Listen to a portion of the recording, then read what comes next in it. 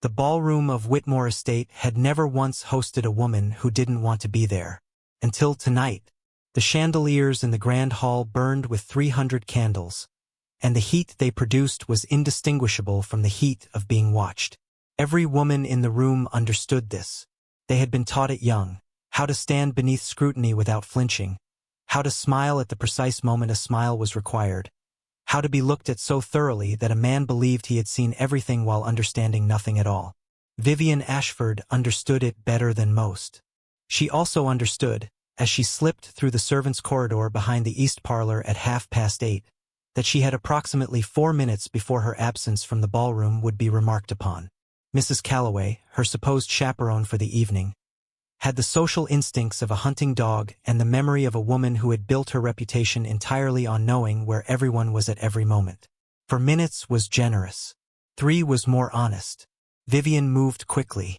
The library was on the second floor of the north wing, accessible by a staircase that the guests were not expected to use and the servants had already abandoned for the evening.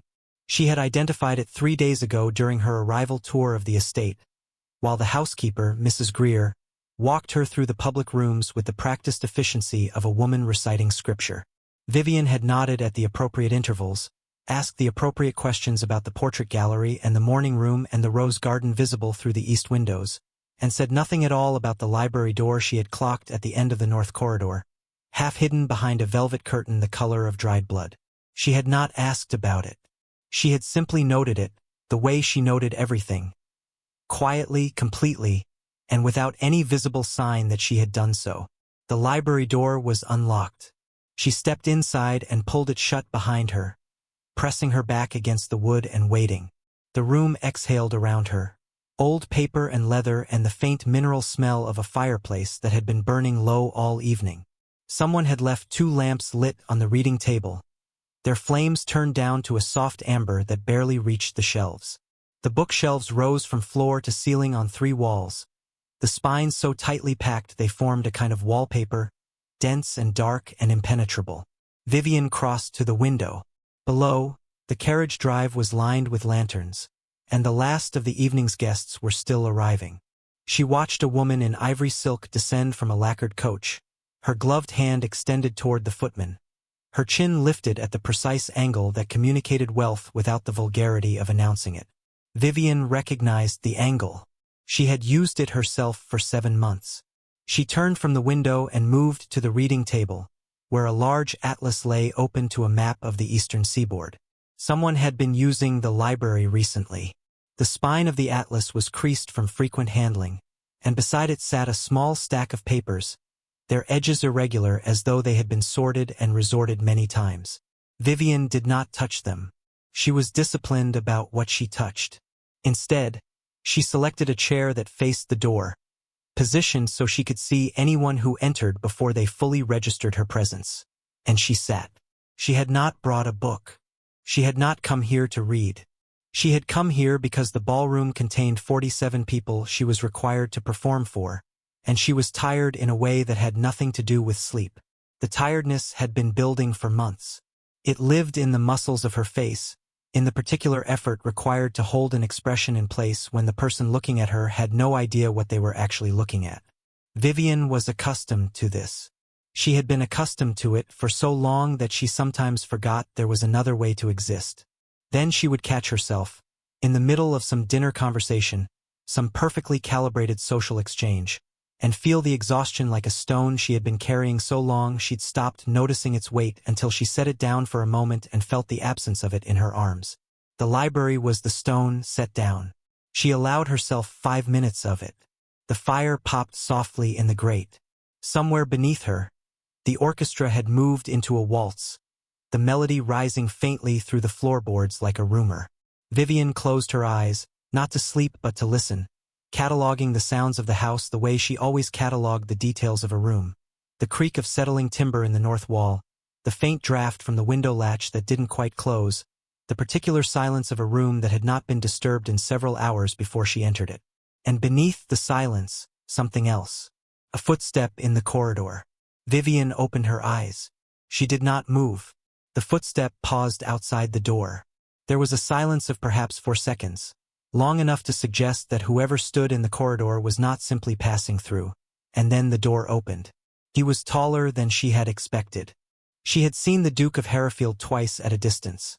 Once in the receiving line when she had arrived at the estate 3 days ago, and once across the breakfast table where he had been reading a newspaper and had not looked up. Both times, she had formed the impression of a man who occupied space without appearing to consider it, who moved through rooms the way weather moved through a landscape, not performing a rival but simply being present. Up close, the impression held. He was perhaps 35, with dark hair that had been recently cut and the particular physical ease of a man who had spent his life being deferred to and had not yet begun to require it.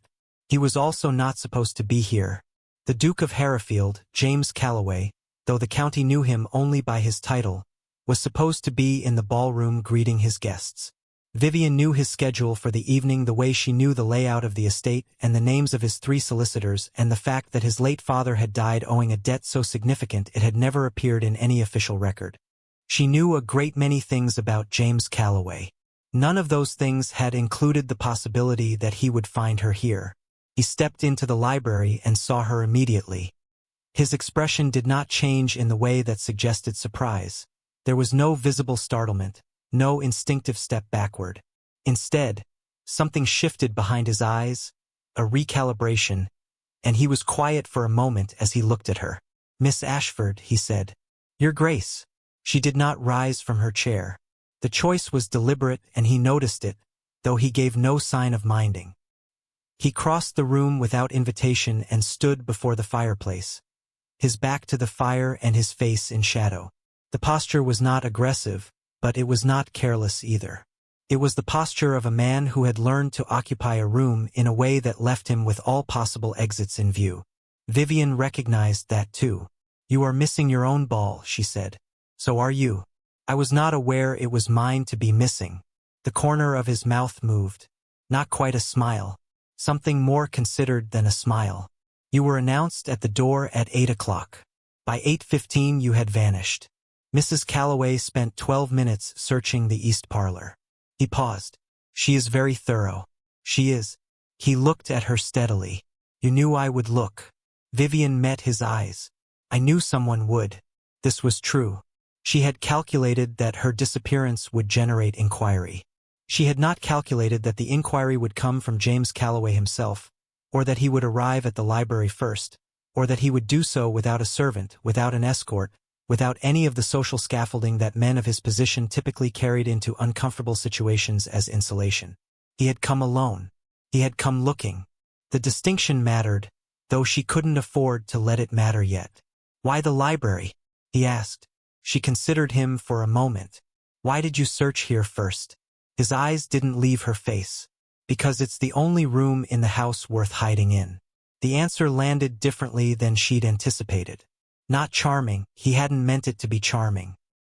He'd meant it to be accurate, and the accuracy of it was more unsettling than any charm would have been, because it suggested a man who understood something about the particular appeal of rooms that contained only books and silence and the polite fiction that the rest of the world had temporarily agreed to leave you alone. Vivian did not let the unsettling land on her face. "Most guests prefer the portrait gallery," she said. "For dramatic effect." "Most guests are performing," he said. He moved from the fireplace to the reading table, and his gaze fell briefly on the atlas, the stack of papers, then returned to her. "You are not. I beg your pardon? You are not performing." He said it without accusation. His tone was that of a man making an observation about the weather. "Which is interesting, Miss Ashford, because everything else about your time at this estate suggests that you are doing precisely that." The air in the room shifted. Vivian felt it, that particular internal lurch of a chess game advancing 3 moves faster than projected, and she held herself very still and let nothing reach her expression. Her hands remained folded in her lap. Her breathing did not change. "I'm not sure I understand you, Your Grace." He looked at her for a long moment. Then he pulled out the chair across from her, sat down, and folded his hands on the table in a gesture that mirrored hers so precisely she wondered if he was doing it deliberately. "You arrived 3 days ago with letters of introduction from the Harrington family in Boston," he said. The letters were impeccable. The paper, the seal, the phrasing. He paused. But I received a telegram from Edward Harrington last Tuesday. He mentioned he had sent greetings through a mutual acquaintance. He did not mention you. The waltz continued beneath them. The candles burned. Vivian looked at him. Perhaps he forgot, she said. Perhaps. His voice was even.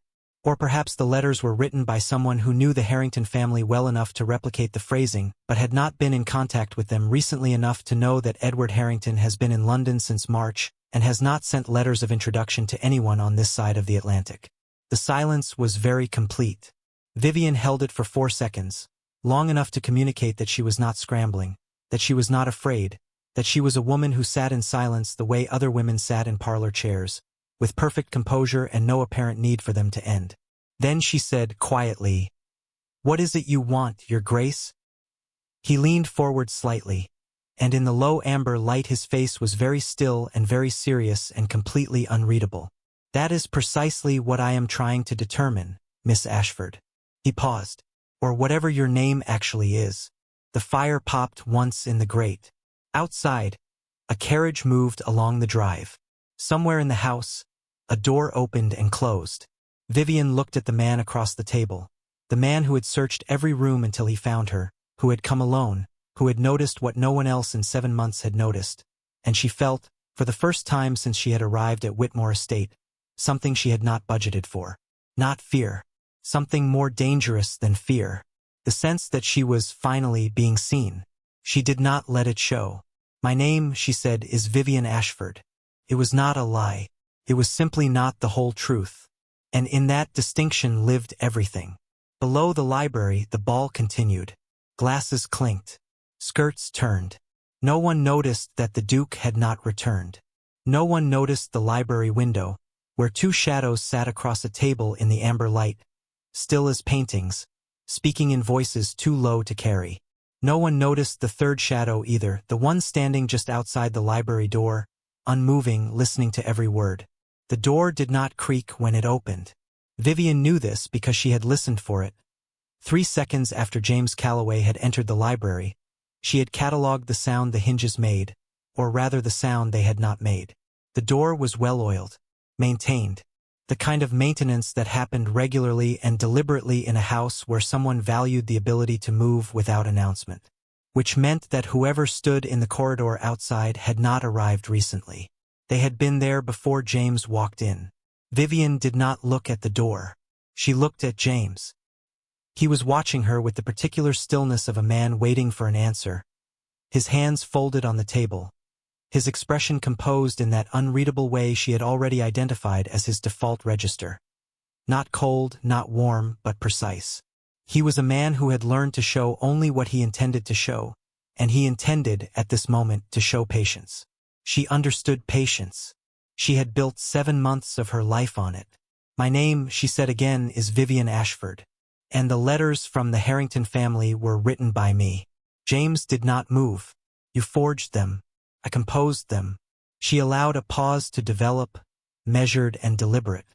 "The distinction matters. Does it?" "It does.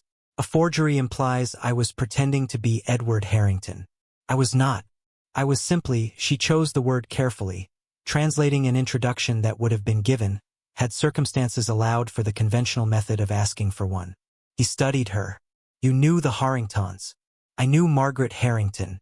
She was quiet for a moment. "She died in February." Something shifted in James's expression. Not softening exactly, but a kind of recognition. The look of a man who had heard the specific weight that a name carries when the person being named is gone. "I'm sorry," he said, and it did not sound like courtesy. She accepted it with a small nod and said nothing further, because the sympathy, genuine as it appeared, was also useful. It had moved them both away from the question of the letters and into the quieter territory of grief, where questions felt indecent. She had not planned it. She was simply experienced enough to recognize when a conversation offered a door and to decide, in the space of a breath, whether to walk through it or let it close. She let it close. James leaned back in his chair. The firelight caught the angle of his jaw, the faint tension there, the look of a man recalculating. "You came here with false credentials," he said. "Into my home. To attend my ball." He paused. "And you hid in my library." "Yes." "Why?" She met his eyes. Because I needed to be inside this house, and the library was the only room tonight where I could think clearly enough to decide what to do next. The honesty of it appeared to surprise him. Not the content. She had given him something honest wrapped around something she was still withholding, but the directness. People did not speak to James Calloway this way. She had understood that within 12 hours of arriving at Whitmore. They approached him sideways, through intermediaries, through the careful layering of implication and suggestion that characterized communication between people who had too much to lose to say anything plainly. Vivian had decided early that the sideways approach would not work on him. "What," he said slowly, "do you need to find inside this house?" Before she could answer, the door opened. Mrs. Helena Greer entered the library the way she entered every room, with the quiet authority of a woman who believed firmly that all spaces ultimately belonged to whoever managed them best. She was 61 years old, with iron-gray hair pulled into a severe knot and hands that were permanently reddened from decades of running large households. She had been the housekeeper at Whitmore Estate for 19 years. She had served James's father before him. She looked at Vivian first, then at James, then at the open atlas on the reading table. "Your Grace," she said, "several of your guests have inquired after you." James did not take his eyes off Vivian. "Tell them I will return shortly." Mrs. Greer's gaze moved back to Vivian with an expression that was not quite disapproval and not quite suspicion but occupied the precise territory between them. "Miss Ashford, your chaperone is asking for you as well." "Thank you, Mrs. Greer," Vivian said. "I'll be down in a moment." The housekeeper withdrew, pulling the door shut behind her. This time, the hinges made a sound. Faint, barely audible, but present. A sound that had not been there before. Vivian filed it away without expression. The hinges had been oiled between the first opening and the second. Someone had stood in that corridor long enough to oil the hinges on a library door. James stood from the table. He moved to the window and stood with his back to her for a moment, looking out at the lantern-lit drive below. The orchestra had shifted to something slower, the melody looser and more melancholy than the waltz that had preceded it. "I should return to my guests," he said. He turned. "As should you." Vivian rose from her chair. She smoothed the front of her gown. Dark green silk, chosen because it disappeared in dim rooms, and crossed toward the door. As she passed the reading table, her eyes dropped briefly to the stack of papers beside the atlas. The top sheet had been moved. It had been facing left when she arrived. It was now facing her, rotated perhaps 45 degrees, as though someone had lifted it, read it, and replaced it without quite returning it to its original position. She had been in the library for 22 minutes. James had arrived after 15. Mrs. Greer had been the only other person in the room. Vivian walked to the door and placed her hand on the frame. "Your Grace," she said without turning, "the papers on your reading table. Are they something you would normally leave accessible to the household staff?" The silence behind her was brief but absolute. "No," James said, "they are not." She nodded once, opened the door, and stepped into the corridor. The velvet curtain fell back into place behind her, dark as a closed eye. Downstairs, the ball had reached the hour when the careful architecture of the evening began to loosen at its edges. The older guests had migrated toward the card room.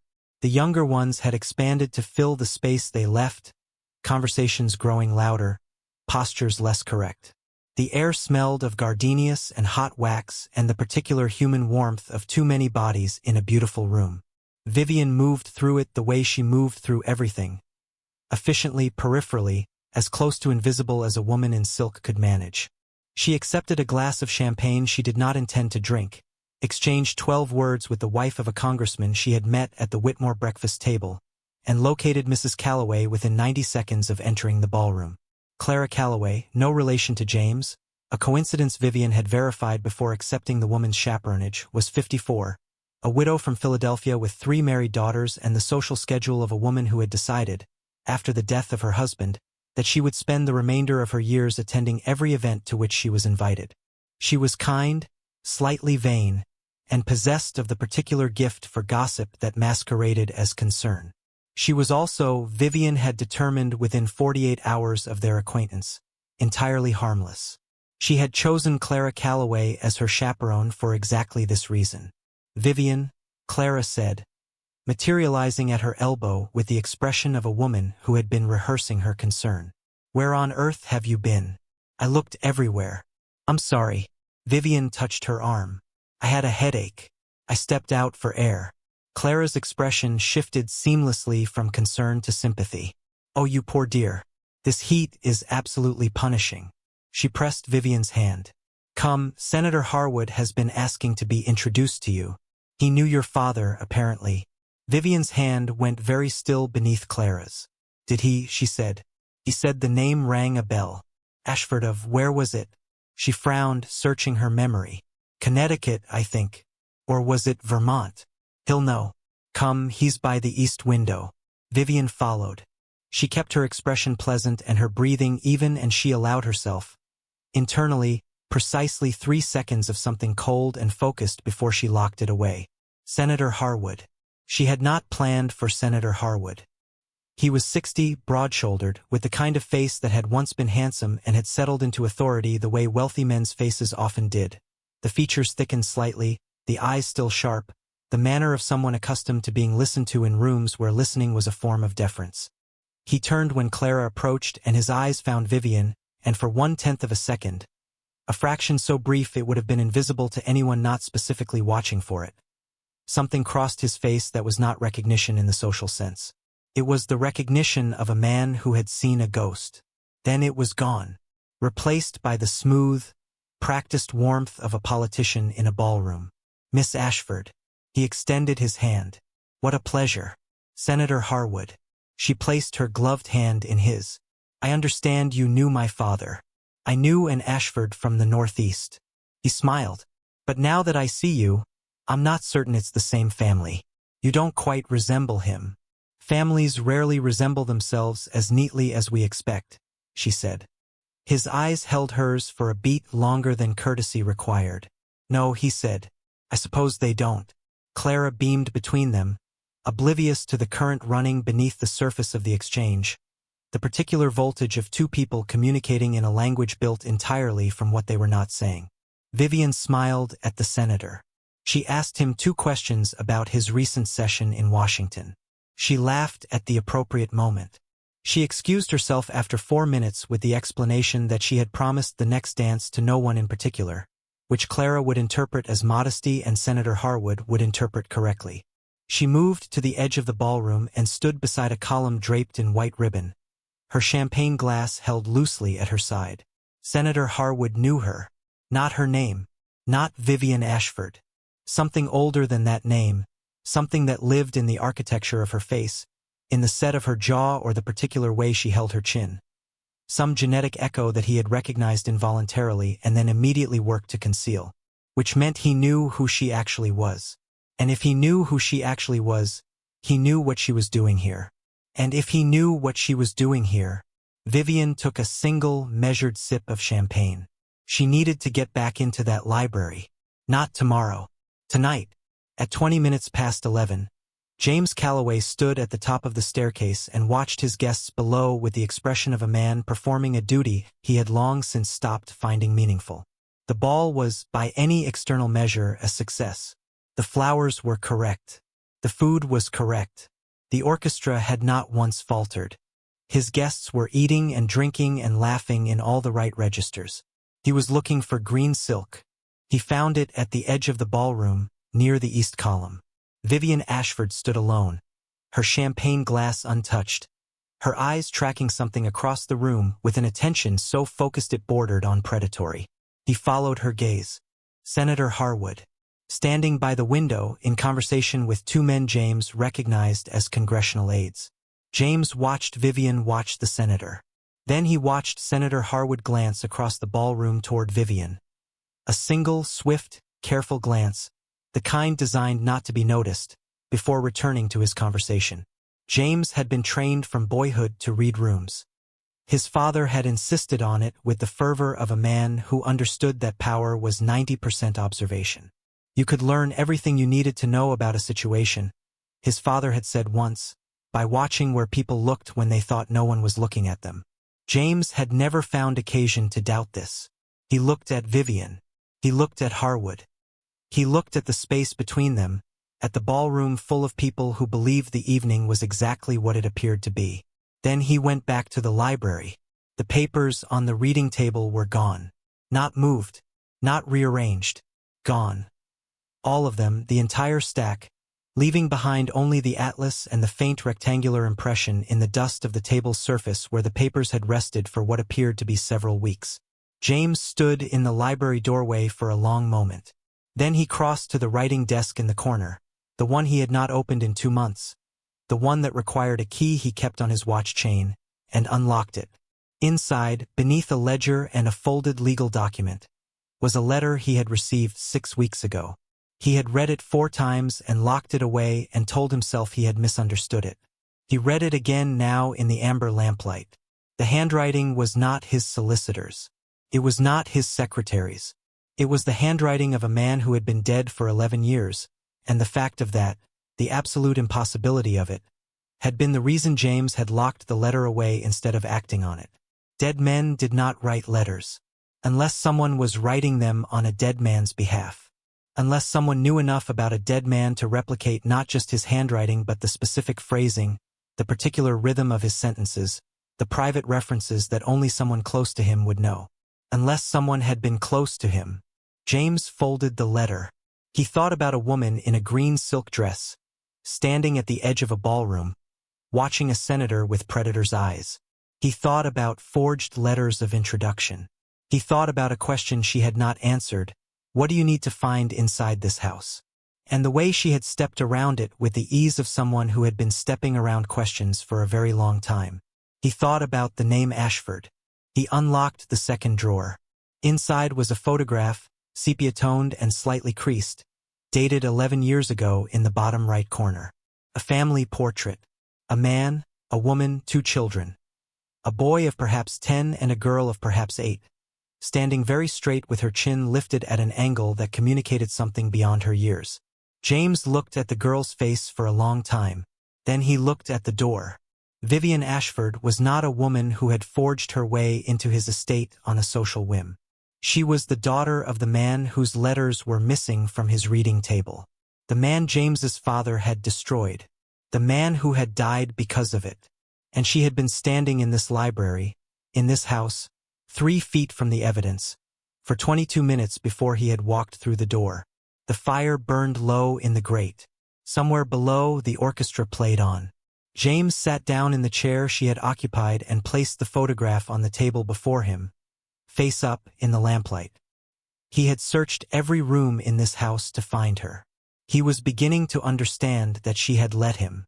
The photograph stayed on the table. James did not put it away. He did not lock it back into the drawer with the letter and the ledger and the other things he had been storing in the dark for reasons he had told himself were practical. He left it face up in the lamplight and sat with it the way a man sits with something he has been avoiding, not looking at it directly, but aware of it at every moment, the way you are aware of a window in a room even when your back is turned to it. The girl in the photograph was 8 years old. The woman downstairs was perhaps 26. The mathematics were simple. The implications were not. He stood, pocketed the photograph, and left the library. The ball ended at midnight. Vivian stood in the entrance hall and watched the carriages fill with departing guests, her wrap folded over her arm, her expression carrying the precise weight of a pleasant evening politely concluded. She shook hands. She accepted compliments about her gown. She told Mrs. Clara Calloway twice that yes, she was perfectly well, the headache had passed entirely, and no, she did not require the physician who had apparently been suggested by someone at some point in the evening, which told Vivian that her absence from the ballroom had generated more conversation than she had calculated. She recalibrated. Senator Harwood left at 20 minutes past midnight. He did not look at her as he descended the front steps. He did not look at her the way a man works very hard at not looking at something, the deliberate avoidance that is its own form of attention. His carriage was a dark green brougham with no identifying markings, which struck Vivian as an interesting choice for a man whose entire professional existence depended on being recognized. She watched the carriage until it disappeared between the elm trees lining the drive. Then she felt James Calloway's gaze on the back of her neck. She turned. He was standing in the doorway of the east parlor, 15 feet away, with his hands in his coat pockets and his eyes on her face. He had been there for some time, she understood immediately. Long enough to have watched her watch the senator's carriage. Long enough to have drawn whatever conclusion he intended to draw from what he had observed. Their eyes met across the entrance hall. He said nothing. She said nothing. The last of the guests moved around them like water around two stones, and neither of them acknowledged the current passing between them in the 12 inches of charged air that the distance of 15 feet could not quite contain. Then Clara appeared at Vivian's elbow, warm and slightly flushed from an evening of successful socializing, and the moment closed like a door. "Good night, Your Grace," Clara said to James, who transferred his attention to her with the seamless courtesy of a man who had been practicing it since childhood. Clara beamed. Vivian walked past him toward the staircase, and as she did, he spoke. "Miss Ashford." She stopped, did not turn immediately, allowed a half-second to pass, enough to suggest she was deciding whether to respond, though the decision had already been made. "Yes? Breakfast is served at 8, he said. "I hope you'll join me." Clara made a small sound of pleased surprise beside her. Vivian turned just enough to look at him over her shoulder. "That's very kind," she said. "It is not kindness," he said. His voice was even. "It is a conversation." Clara laughed as though this were charming. Vivian smiled as though she agreed. She climbed the stairs and did not look back. Her room was on the second floor of the west wing, 3 doors from the end of the corridor. It was a well-appointed guest room with a high ceiling and a 4-poster bed and a writing desk positioned beneath the window that overlooked the kitchen garden. Vivian had chosen it specifically, not from the options presented by Mrs. Greer, who had offered her the larger room at the corridor's center, but by requesting the one at the end. Mrs. Greer had obliged without comment, though her expression had communicated a mild curiosity that she was too professional to voice. The room at the end had one feature the center room did not. It shared a wall with the estate's secondary records room. Vivian closed her door, turned the key in the lock, and stood in the darkness for 30 seconds without moving. Then she lit a single candle, placed it on the writing desk and sat down. She opened the hidden compartment in the false bottom of her traveling trunk.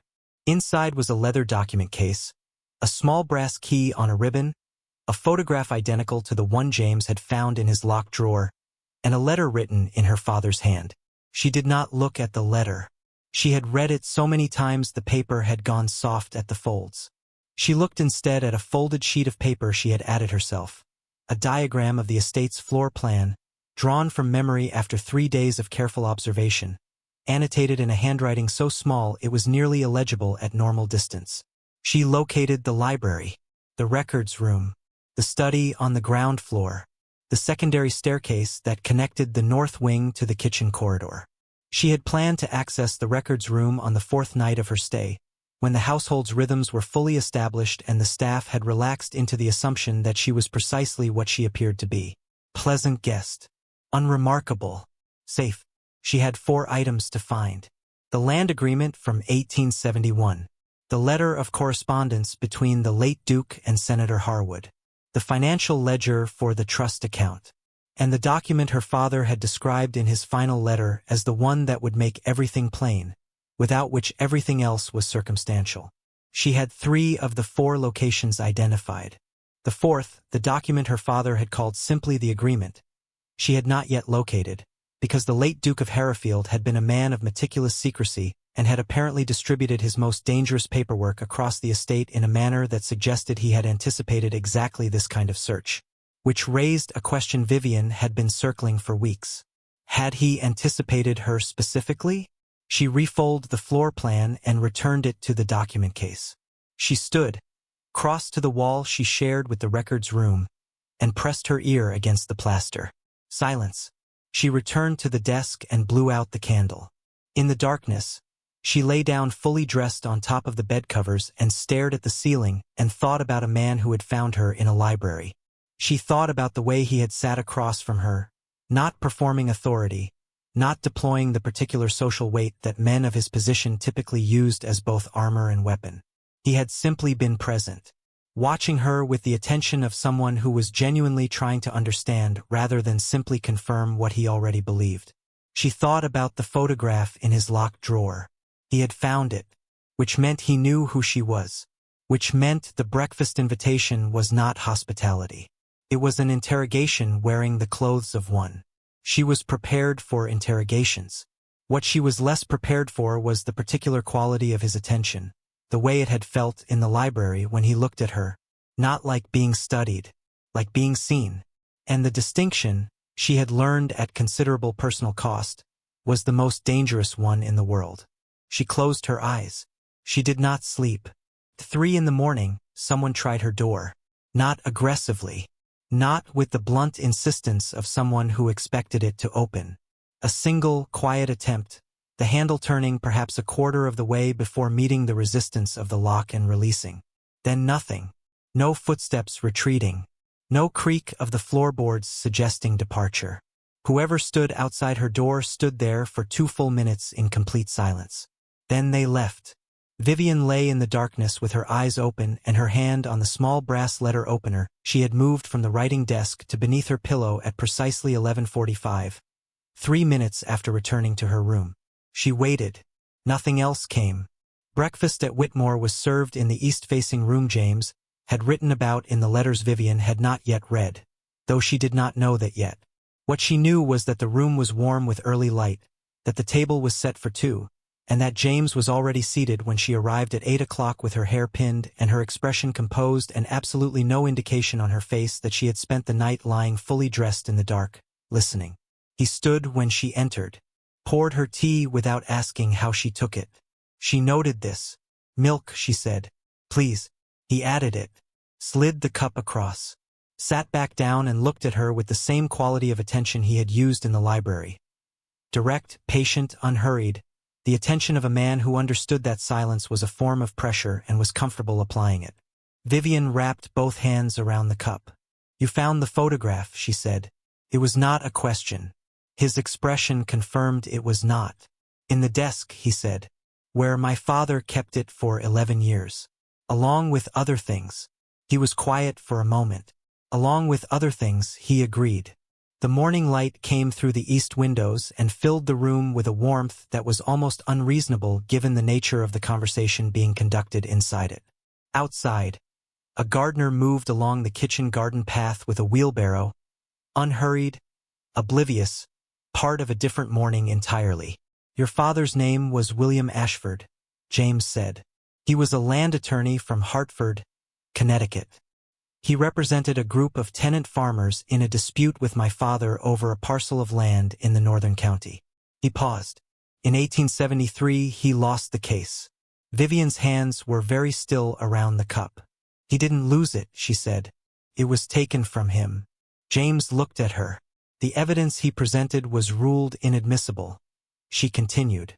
"The judge who ruled it inadmissible had received a payment of $4,000 from your father's solicitor 6 weeks before the hearing." She met his eyes. "My father knew. He had documentation. Before he could file it, his office was burglarized. The documentation disappeared. 2 weeks later, he was disbarred on charges of professional misconduct that were—" She paused, constructed. James was very still. "He died 4 years after that," she said. Not dramatically, quietly. The way people die when everything has been taken from them and they have run out of reasons to continue fighting. She lifted the teacup and drank and set it down. "I was 12. The room absorbed this." James's expression had shifted into something she could not immediately categorize. Not guilt, not defensiveness, but something rawer and less managed than either. The look of a man receiving information he had been partly aware of and had, until this moment, been able to keep at a distance sufficient to make it theoretical. It was no longer theoretical. "I did not know," he said. She looked at him steadily. "I know you didn't." This appeared to surprise him. He had expected, she understood, either accusation or the performance of its absence. He had not expected to be believed. "How do you know?" he asked. "Because if you had known," she said, "I would not have come here. I would have gone somewhere else entirely." He processed this. The implication was clear. She had researched him as thoroughly as she had researched his father. had made a determination about his character based on evidence, had decided he was not complicit, had decided he was perhaps useful, or something other than useful. She wasn't prepared to examine what else he might be. "What are you looking for?" he asked. And this time it was not the question from the library, the abstract, exploratory version. This was specific, direct. The question of a man who had spent the night thinking and had arrived at breakfast with the intention of asking it plainly. Vivian set down her cup. "There is a document," she said. "An agreement signed in 1871 between your father and Senator Harwood. It details the terms of an arrangement, the suppression of the land dispute evidence in exchange for political support on a congressional trade bill that benefited your father's investments significantly." She paused. The agreement named 3 other parties. Men who have since become, she chose the word carefully, prominent. James's expression was unreadable again, but differently so than before. Not composed, contained. "How do you know it exists?" "My father described it in a letter written 3 days before his death. He had seen it, held it. He believed it was kept at Whitmore because your father would not trust anyone else to hold it. Not the senator, not the solicitor. Your father kept everything important inside this house." James looked at the table. His jaw was tight. She watched him absorb it, the full weight of it, the architecture of what his father had built and what it had cost, the names at the bottom of the agreement, the specific mechanism by which a man's life and career and eventually his will to continue had been methodically dismantled to protect an investment. Then he looked up. "And Senator Harwood," he said. "Last night. He recognized me," Vivian said. "Not my name. My face." James was quiet for a moment. "He was there in 1871. He knew your father.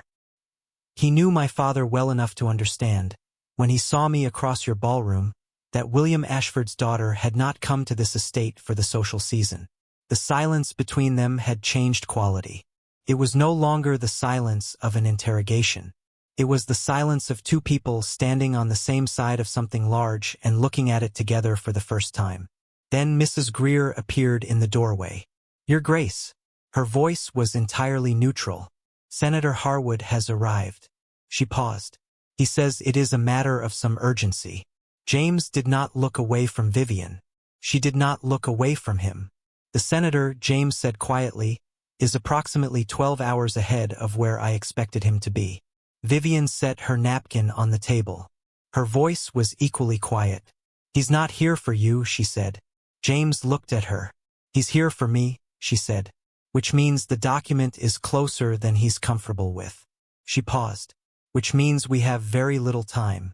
"We," James said. The word sat between them, specific and weighted and full of implications neither of them had quite authorized. Vivian stood from the table. "The records room," she said. "Second floor, north wing. I need 20 minutes inside it." James stood. "How long have you known about the records room?" "Since the first day."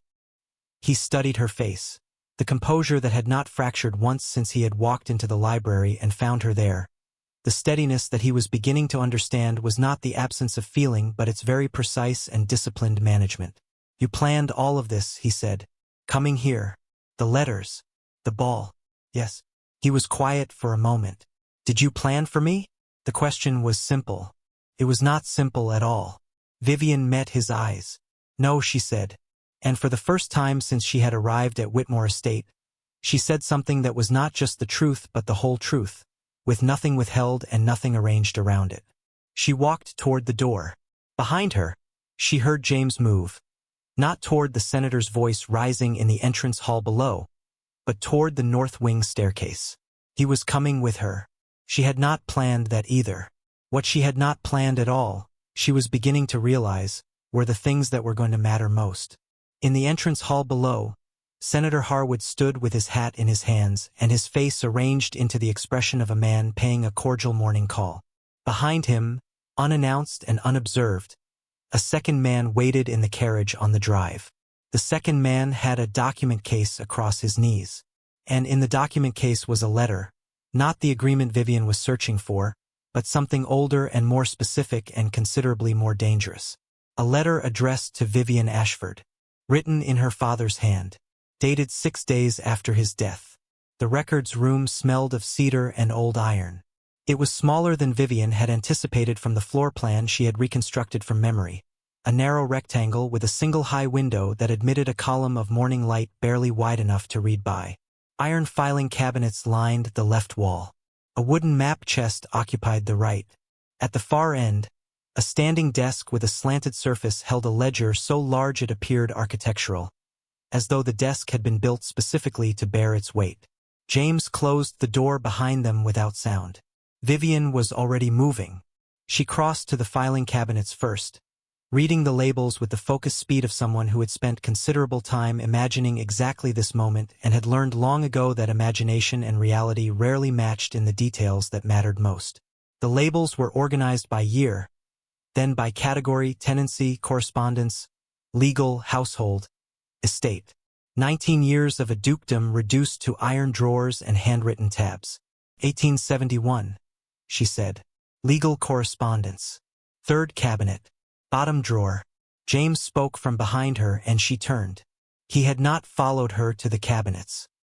He was standing at the standing desk with the architectural ledger open before him, his finger tracing a column of figures with the expression of a man reading something he had not previously understood the significance of. "You know this room," she said. "I grew up in this house." He did not look up. "I spent a great deal of my childhood in rooms I was not supposed to be in."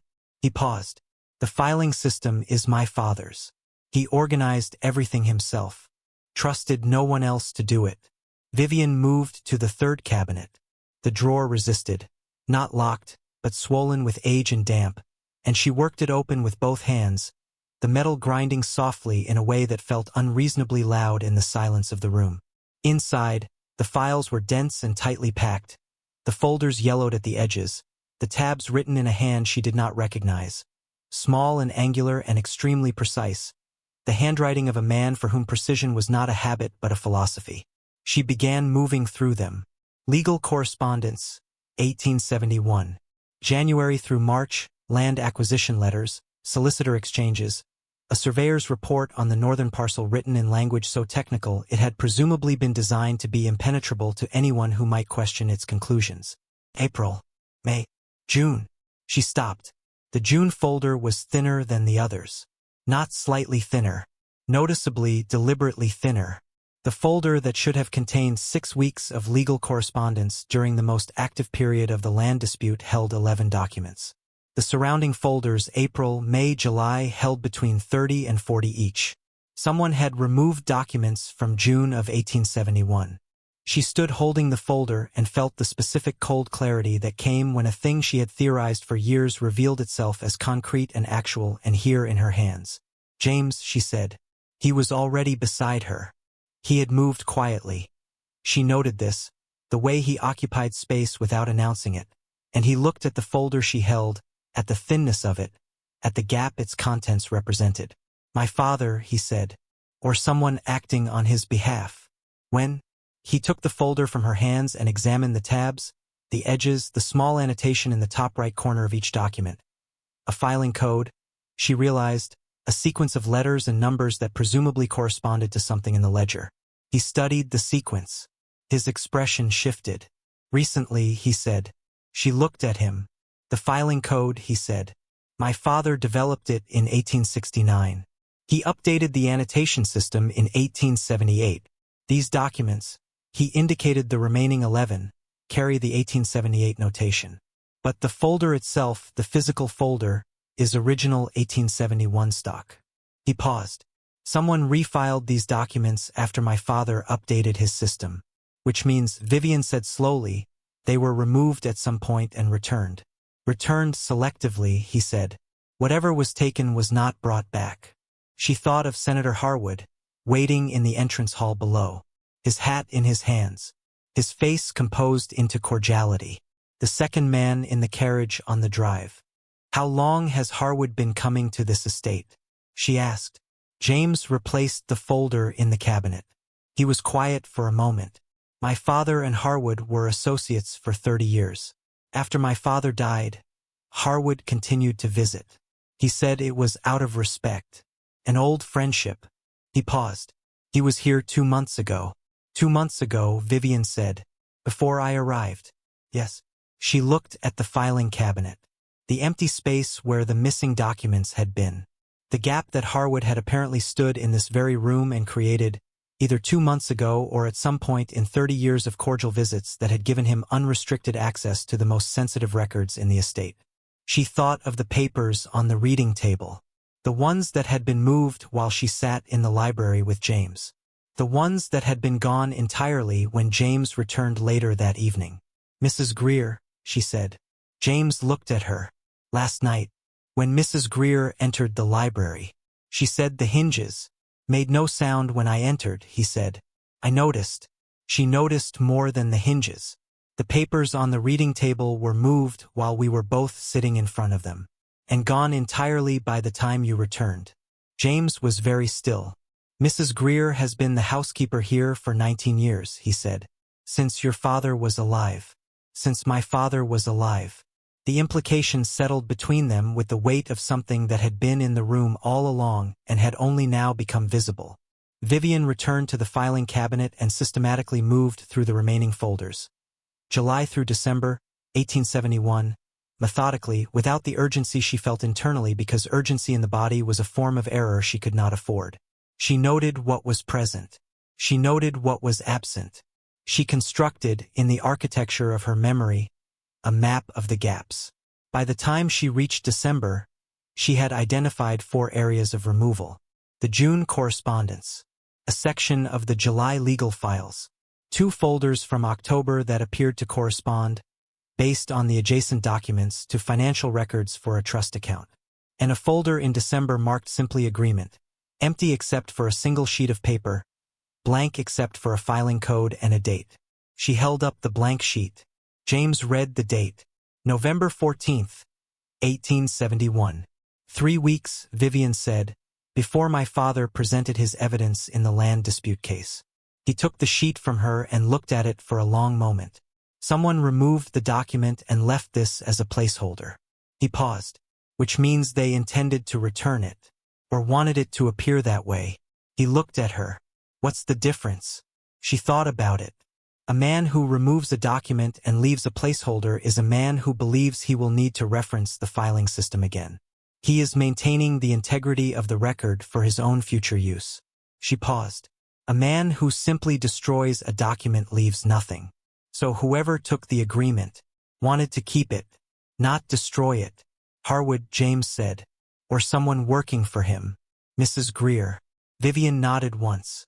And the document is not here, which means it is either at Harwood's estate, or it is in the carriage sitting on your drive right now.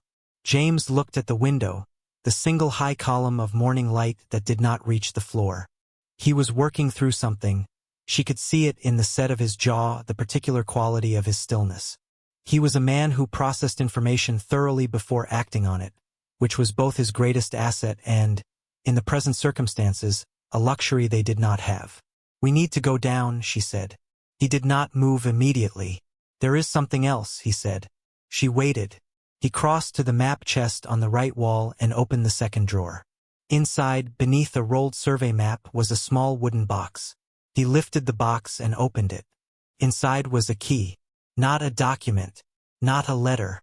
A key, brass, old, with a distinctive bow shaped in an unusual pattern, the kind of key made for a specific and non-standard lock. "My father left this for me," James said, "in his will, along with a single instruction." He said it quietly. He said, "When the time comes, you will know the door." Vivian looked at the key. She thought about a man who had organized his records with meticulous precision, who had distributed his most dangerous documents across the estate, who had kept a photograph locked in a drawer for 11 years, who had written filing codes in a system only he fully understood, who had left his son a key without a door. A man, she thought, who had been waiting. She looked up at James. "He knew," she said. "Your father knew that someone would come looking eventually." James looked at the key in his palm. "I think he knew it would be you." The words landed in the room and did not dissipate. Vivian felt them the way she felt the cold in the early morning. Not dramatically, but in the specific way of something that had been true for a long time before she had found the language for it. Before she could respond, the door opened. Mrs. Greer stood in the doorway with her hands folded before her, and her expression carrying that same quality of neutral authority she brought to every room. Her eyes moved from James to Vivian to the open filing cabinet to the wooden box in James's hand, and something in the sequence of her gaze communicated that she had assessed all of it in approximately 1 second and had arrived at a conclusion. "Your Grace," she said, "Senator Harwood is asking for you specifically. He says the matter cannot wait." James did not close the wooden box. He did not conceal it. He looked at Mrs. Greer with an expression Vivian had not yet seen on his face. Not cold, but stripped of the courtesy that usually lined it. "How long," he said, "have you been speaking with Senator Harwood about the contents of this room?" Mrs. Greer's expression did not change. Not a flicker. Not a breath. The stillness of it was itself an answer. The stillness of a woman who had prepared for this question and had decided on her response before she ever arrived at the door. "I have always acted in the best interest of this estate," she said. "That is not an answer." "It is the only answer I have, Your Grace." James studied her. Then he said very quietly, "The papers from the reading table." Mrs. Greer said nothing. "You moved them last night," he said, "while Miss Ashford and I were sitting in the library. You oiled the hinges so we wouldn't hear the door. And when you came back to announce the guest's inquiry, you took the papers entirely." Mrs. Greer's eyes moved to Vivian. Just once, briefly, and in that brief movement was something Vivian recognized. Not malice, not guilt, but the particular expression of a woman who had made a decision she believed was correct and was prepared to defend it without apology. Then she looked back at James. "Your father asked me to protect this estate," she said, "from anything that might damage it." She paused. "Including its occupants. Including his own son?" James said, "Including anyone who might use what is in this house to destroy what your father built." Vivian spoke. "What your father built, Mrs. Greer, was constructed on the ruin of other people's lives." Mrs. Greer looked at her. Her voice was even and final. "What your father built, Miss Ashford, was a case he could not win, and a grievance he could not let go of. And he passed both to his daughter, who has come into this house under false pretenses to pursue a vendetta that will accomplish nothing except the destruction of a family that had no part in what was done to yours." The room was very quiet. Vivian felt the words land. Not in the place where she kept her composure, which remained intact, but in the place beneath it, where the 12-year-old girl she did not allow herself to be in public still lived and still felt things with the unmanaged intensity of someone who had not yet learned how to lock them away. She did not let any of it reach her face. "It is not a vendetta," she said. "It is evidence. And there is a significant difference." Mrs. Greer looked at her for a long moment. Then she stepped back from the doorway. "The senator is waiting," she said, and walked away down the corridor. James closed the wooden box and placed it in the interior pocket of his coat. He did not speak immediately. He stood in the center of the records room with the box pressed against his chest and the key inside it and the expression of a man reassembling something that had just been disassembled without his permission. Vivian gave him the silence. It was the only thing she had that was entirely hers to give. After a moment, he said, "She has been loyal to this estate for 19 years. I know. She believes she is protecting it. I know that too." He looked at her. "Does that change anything for you?" She considered the question seriously, the way it deserved to be considered. "No," she said, "because the people my father was protecting had no one. The tenant families who lost their land. The farmers who lost their leases. The man who lost his livelihood and eventually his life defending them." She paused. "Loyalty to an institution is not the same thing as justice. And I will not mistake one for the other." James looked at her for a long time. Then he walked to the door and held it open. "After you," he said. Senator Harwood was in the east parlor. He stood when they entered, and his expression shifted through 3 configurations in the space of 2 seconds. Relief at James's arrival, recalibration at Vivian's presence beside him, and then something that settled into a careful, practiced neutrality that communicated nothing except the intention to communicate nothing. He was good. Vivian had known he would be. 30 years in politics was a doctorate in the management of expression. "James," he said. Warm. Familiar. The voice of a man who had known James since childhood and intended that history to do some of the work for him. "Senator," James said. He did not extend his hand. Harwood noted the omission. His eyes moved to Vivian. "Miss Ashford, I did not expect to see you this morning." "I imagine not," she said. He smiled. It was an excellent smile, the kind developed over decades of deployment. "I wonder if I might speak with the Duke privately." He said it gently, as though the request were a courtesy rather than a dismissal. Vivian looked at James. James looked at Harwood.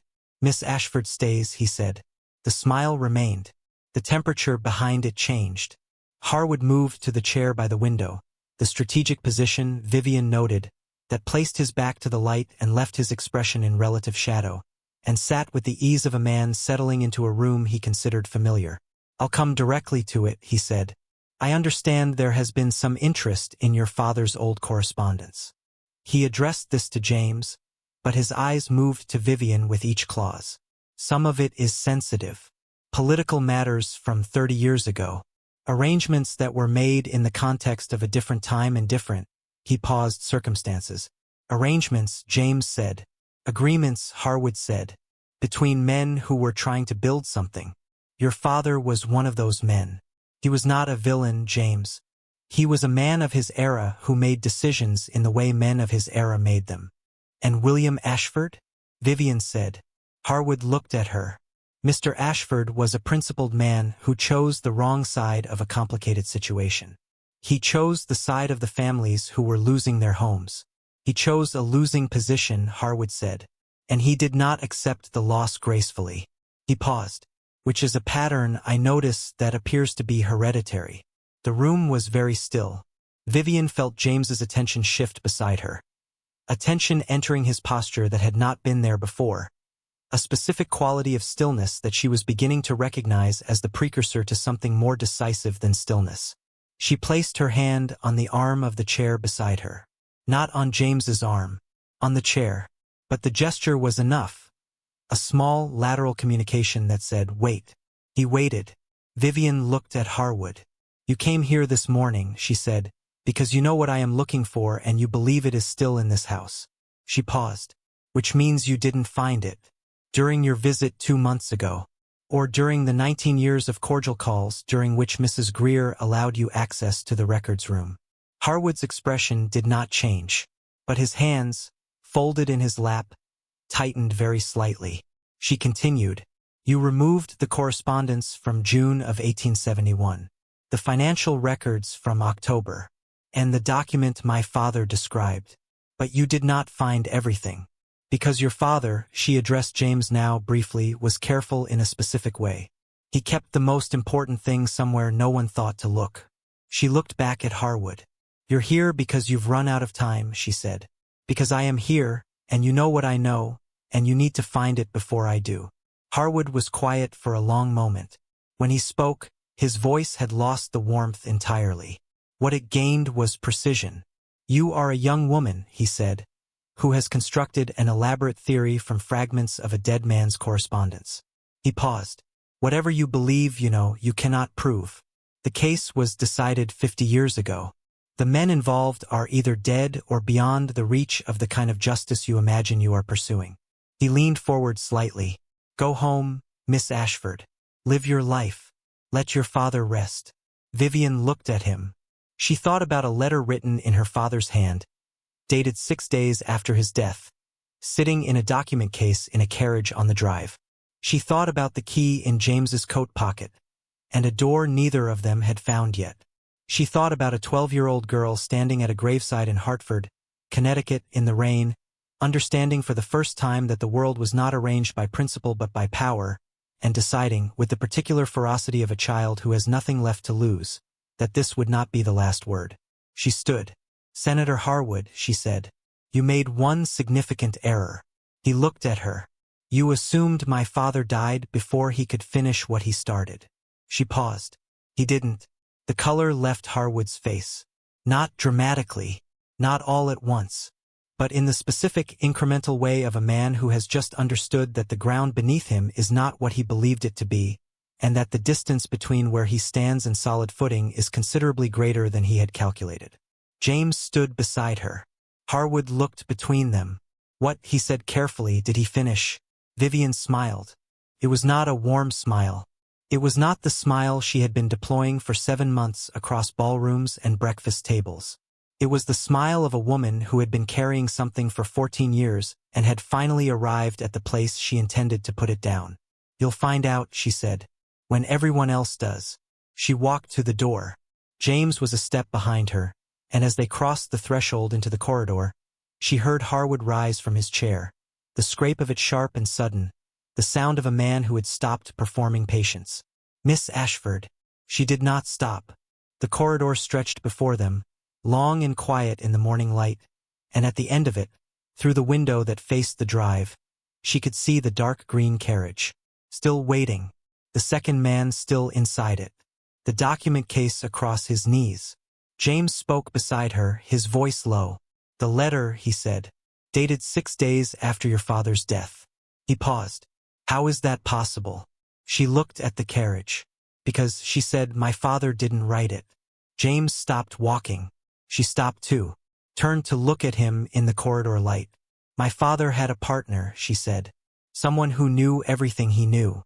Someone who had been collecting evidence alongside him for years and who understood, when my father died, that the work was not finished." She paused. "Someone who made sure that when I was old enough, I would know exactly where to look and exactly what to find and exactly how to finish it." "Who?"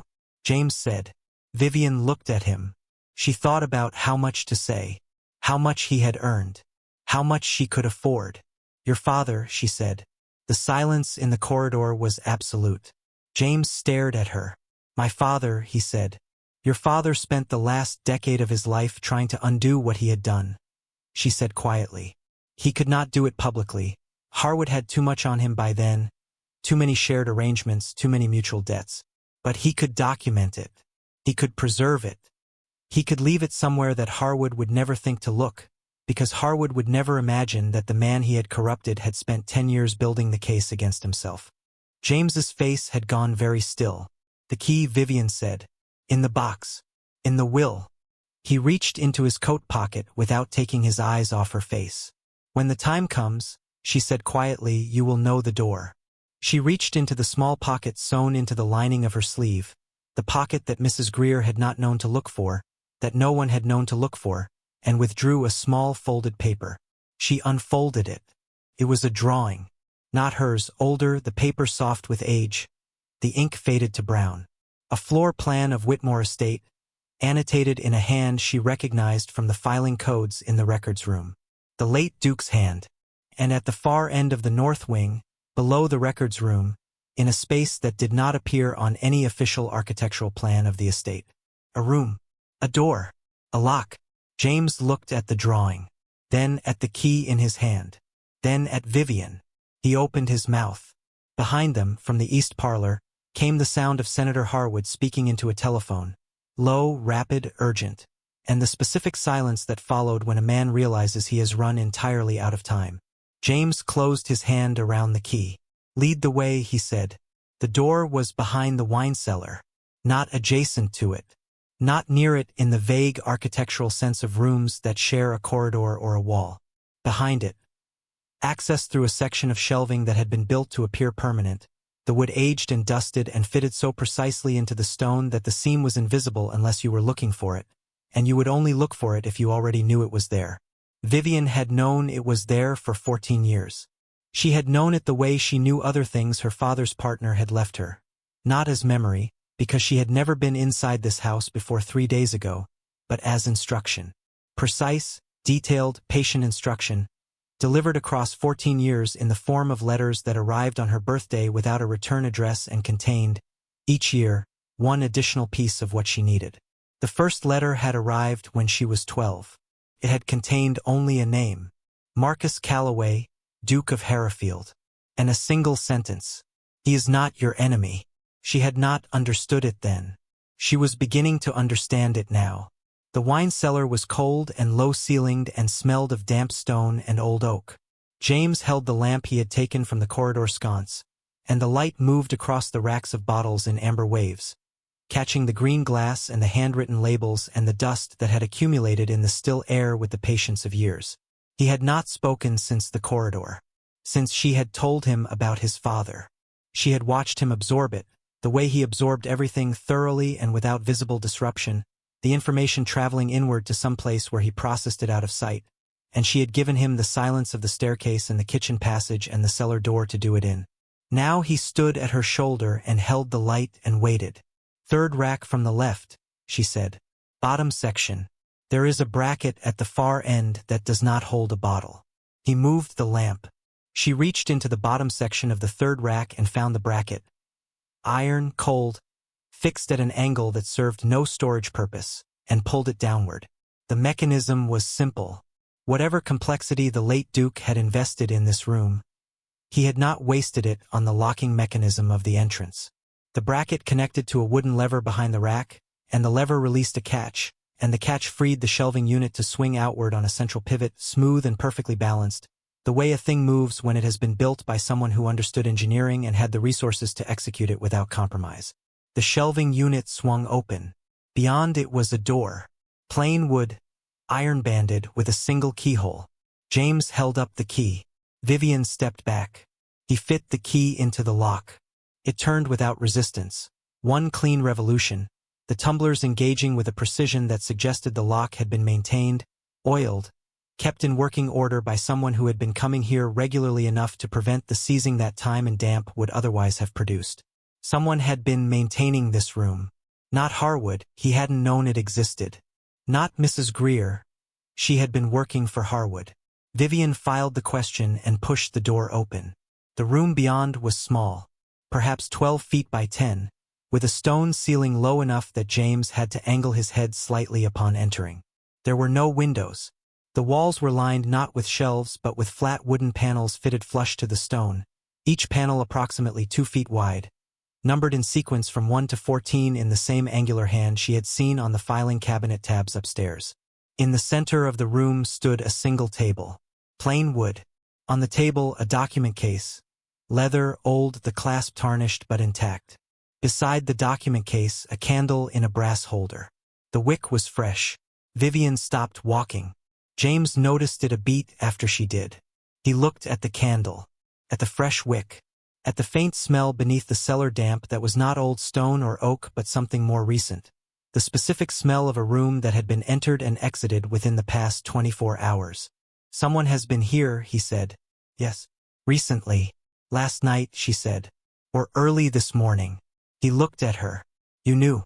"I suspected." She moved to the table and examined the document case without touching it. "The clasp is fastened. If someone opened it, they refastened it." "Why would they refasten it?" "Because they didn't take anything." She paused.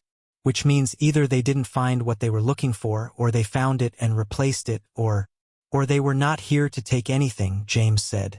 She looked at him across the table. "They were here to add something," he said. The candle stood between them, its fresh wick and accusation neither of them had a full answer to yet. Vivian reached for the document case and unclasped it.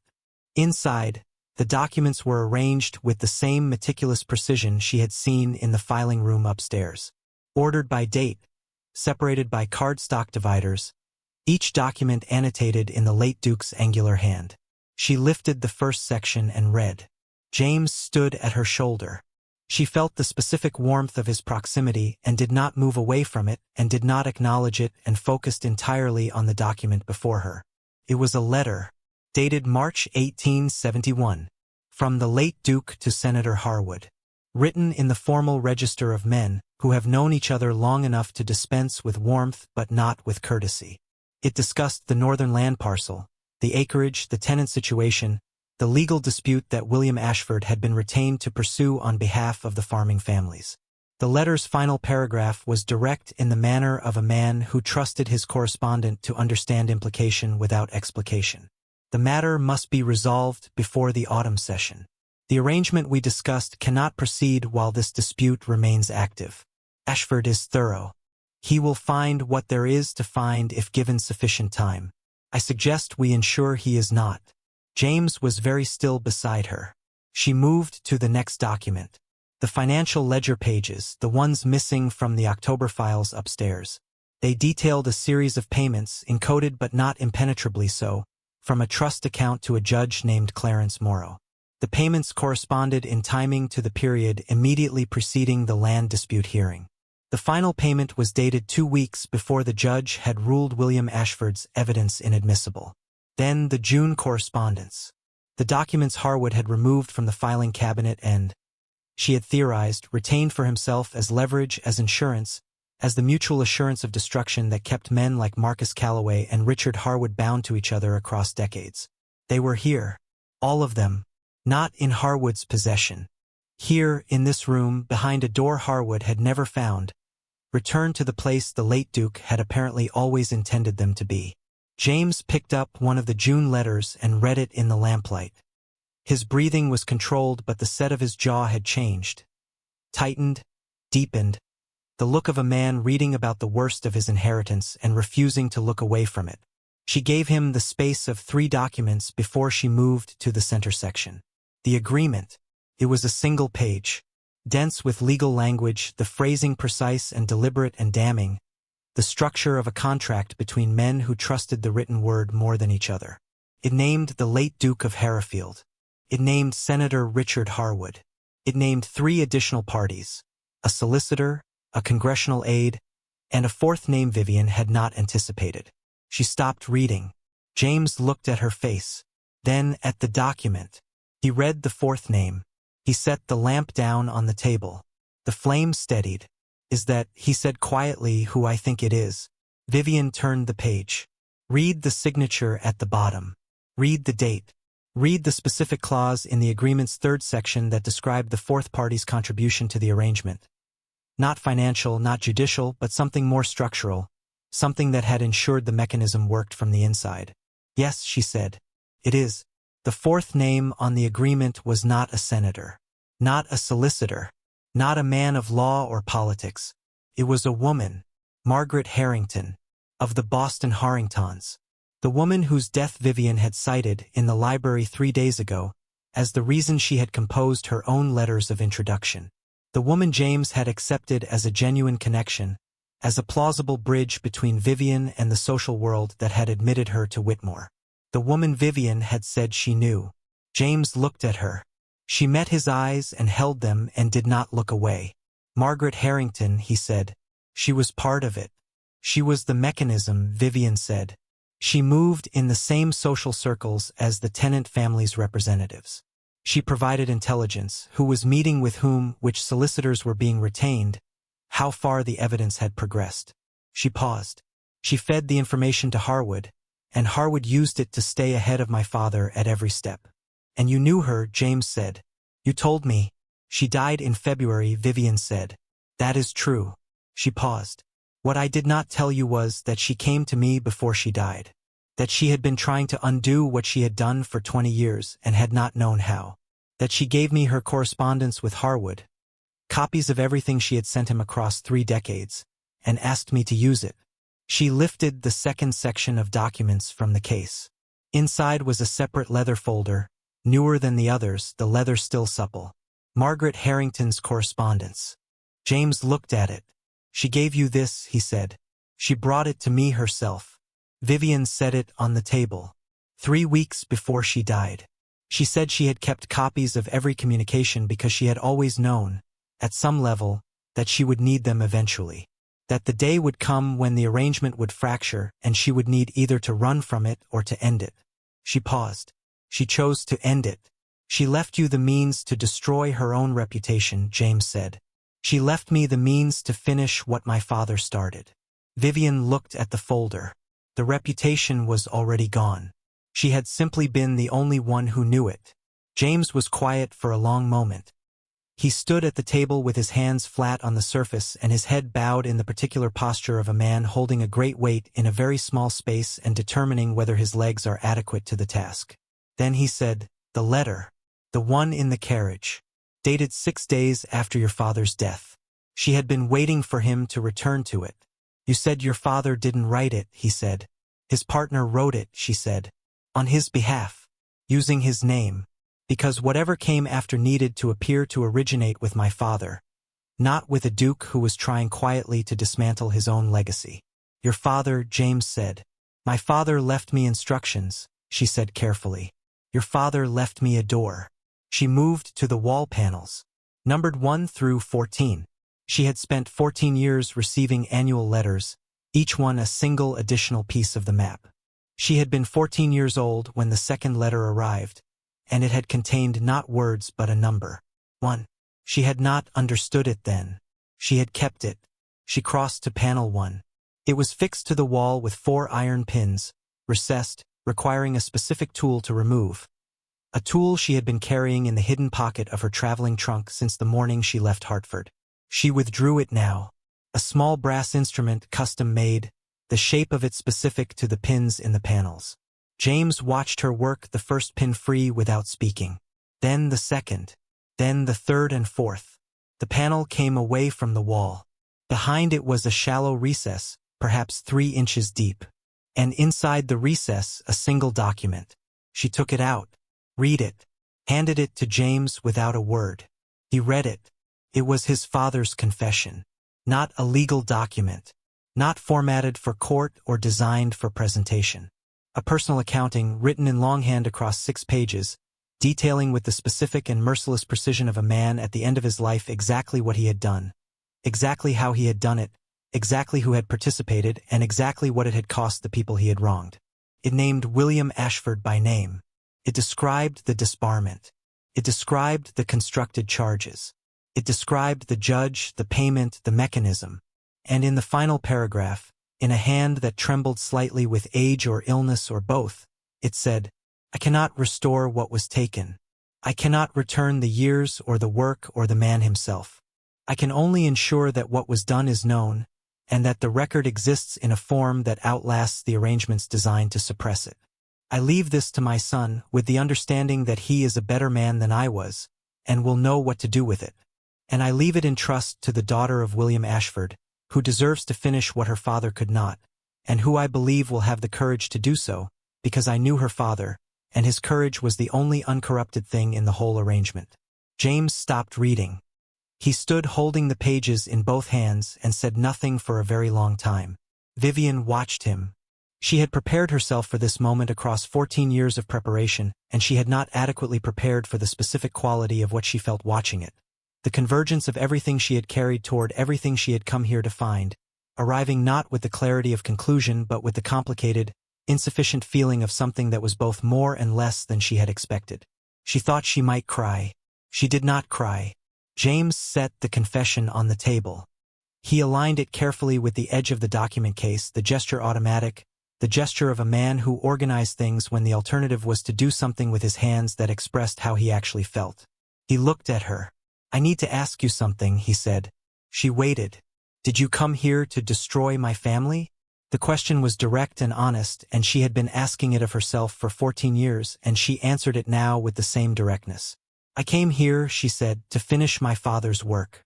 I came here to find evidence of what was done to him and to the families he represented, and to put it before people who have the authority to do something about it." She paused. "I did not come here to destroy anything that was not already destroyed." He looked at her for a long moment. "And now?" he said. She looked at the table, the documents, the confession, the fresh wick on the candle burning between them in the cold room beneath the house. "Now I need to decide what to do with all of it," she said. "And I need to decide quickly, because Senator Harwood is upstairs and the man in the carriage has been waiting for 40 minutes and Mrs. Greer has known about this house longer than either of us, and I do not know whose side she is actually on." James reached into his coat pocket. He withdrew not the key but something else.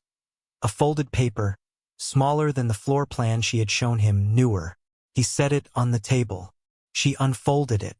It was a telegram, dated 3 days ago, addressed to James from a name she did not recognize. A woman's name, a Hartford address. "She is coming. She carries what you need. Trust her completely. Destroy this. V." Vivian stared at the telegram. Then she looked up at James. He met her eyes with the expression of a man who had been holding something back and had decided, in the specific economy of the moment, that the cost of continuing to hold it was greater than the cost of release. "I knew you were coming," he said. "I have known for 3 days." She felt the ground shift. Not dramatically. Not with the lurching disorientation of genuine shock, because she had built herself over 14 years into a person who did not experience genuine shock, who processed surprise as information and information as tool and tool as advantage.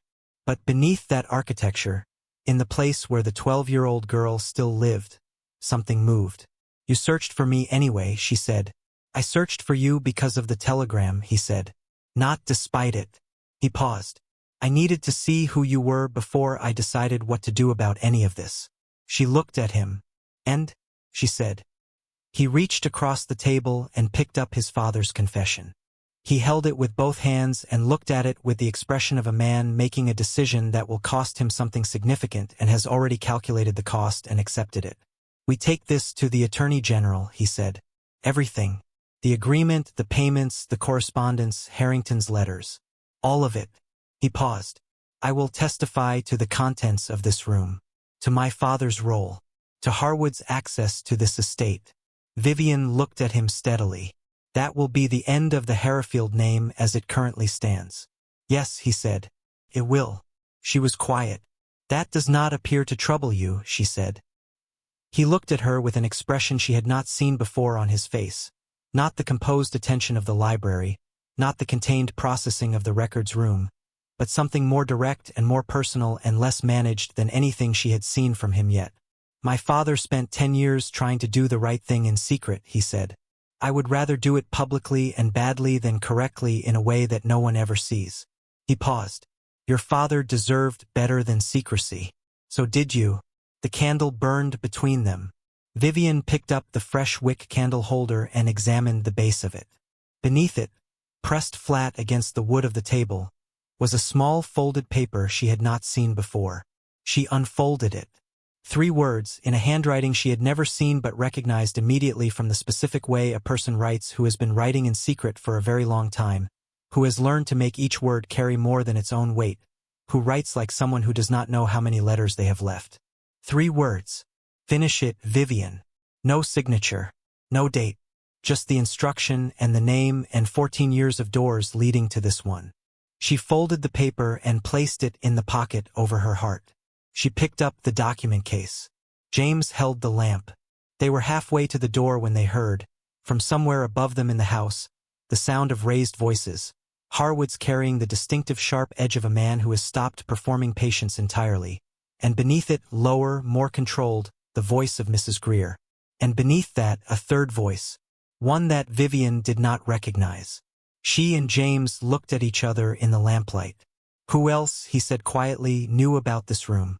Vivian thought about 14 years of birthday letters. About annual additions to a map she had been assembling piece by piece. About a woman in Boston who had kept copies of 30 years of correspondence and had brought them to Vivian 3 weeks before dying. About the telegram James had received. Signed with a single initial. She looked at him. "Who sent you that telegram?" she said. He was quiet for a beat too long. "James." "A woman," he said. "She said she was a friend of your father's. That she had been watching over the situation for years. That you were the only one who could finish it, but that you could not do it alone." Vivian felt something cold and specific settle in her chest. "Did she give you her name?" "She signed it with an initial," he said. "I assumed it stood for Vivian. I assumed it was from you." She looked at him. "It was not from me," she said. The voices above them had stopped. The silence was worse. James moved to the door and opened it and held the lamp into the wine cellar. The racks of bottles gleamed. The shelving unit stood open where they had left it. The cellar door at the far end was closed. But the cellar door had been open when they came down. Vivian was certain of it. She was always certain of details like this. She looked at the closed door. Then at James. Then at the document case in her hands, which contained everything.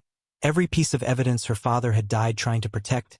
Everything James's father had spent a decade assembling in secret. Everything Harwood had spent 30 years trying to suppress or retrieve or destroy. All of it in a leather case in her hands. In a room with one exit. A door that was now closed from the outside. She had been planning this moment for 14 years. She had not planned for this. The lamp flame bent in a draft that had no source. Someone was in the cellar with them. James raised the lamp. In the far corner, beside the last rack of bottles, Where the shadow was deepest and the light did not reach, a figure stood. Still, patient, watching them with the specific quality of attention that Vivian recognized because she had spent 7 months using it herself. The attention of someone who had been waiting a very long time, and had finally arrived at the place they intended to be. James said, "Who are you?" The figure stepped into the lamplight. Vivian's breath stopped. Not because she did not know the face. Because she did. She had last seen it in a photograph. A family portrait. Sepia-toned. Slightly creased. Dated 11 years ago. A man, a woman, 2 children. A boy of 10. A girl of 8. She had been the girl. The boy had been standing beside her. He was no longer 10 years old. He was 21, with dark hair and a jaw that carried the specific geometry of their father's face. And he looked at her across the wine cellar of Whitmore Estate with an expression that was equal parts relief and exhaustion, and something so complicated she did not have language for it yet. "Hello, Viv," he said. Her brother, Daniel Ashford, whom she had believed dead for 11 years, stepped fully into the light. And the story she thought she had understood completely rearranged itself around her like a room whose walls had just moved. Daniel Ashford did not look like a ghost. He looked like a man who had been living carefully for a very long time, the kind of careful that left marks not in the obvious ways, not in gauntness or age beyond his years, but in the specific economy of his movements, the way he occupied space with the minimum necessary presence, the habit of a person who had learned that visibility was a form of vulnerability and had structured his entire existence around its avoidance. He was 21 years old, and he moved like someone twice that. Vivian stood in the lamplight with the document case in her hands and looked at her brother and said nothing. Not because she had nothing to say, because the volume of what she had to say was so enormous and so disorganized that the only honest response to it was silence. And she had always chosen honesty over performance even when honesty was harder. Daniel waited. He had always been good at waiting. It was one of the things she remembered about him. The boy who would sit for hours at the edge of the garden in Hartford, watching the insects move through the grass with a patience that their mother had called strange and their father had called scientific and Vivian had called the most reliable thing about him. He would wait for anything. He would wait forever if the thing he was waiting for was worth it. He had apparently decided she was worth 11 years. She crossed the cellar in 8 steps and stopped 2 feet from him and looked at his face in the lamplight. The jaw, the eyes, the specific angle of his brow that was their father's and that she had been seeing in the mirror for 14 years without knowing why it unsettled her. And she said, "You sent the telegram." He nodded. "You signed it V." "I knew he would think it was you," Daniel said. "I needed him to open it." He paused. "I needed him to trust it enough to act on it." She looked at him steadily. He was not contrite. He was measured, contained, offering the explanation without apology because he had made the decision and stood by it and was not going to perform regret for her convenience. He was, she thought, extraordinarily like their father. She hit him on the arm. Not gently. He absorbed it without flinching. 11 years, she said. "I know. You were 11 years old. I know, Viv." She hit him again in the same place with the same force, and this time he caught her hand and held it and looked at her with the expression of a man who understood that he was owed this and was not going to protest it. They stood like that for a moment, her hand in his, the lamp burning behind them, James watching from the doorway with the expression of a man who had the good sense to understand that he was witnessing something that had nothing to do with him and everything to do with the world. Then she pulled her hand back and said, "Explain." He had been taken the night of their father's office burglary. Not afterward. During. He had been in the office.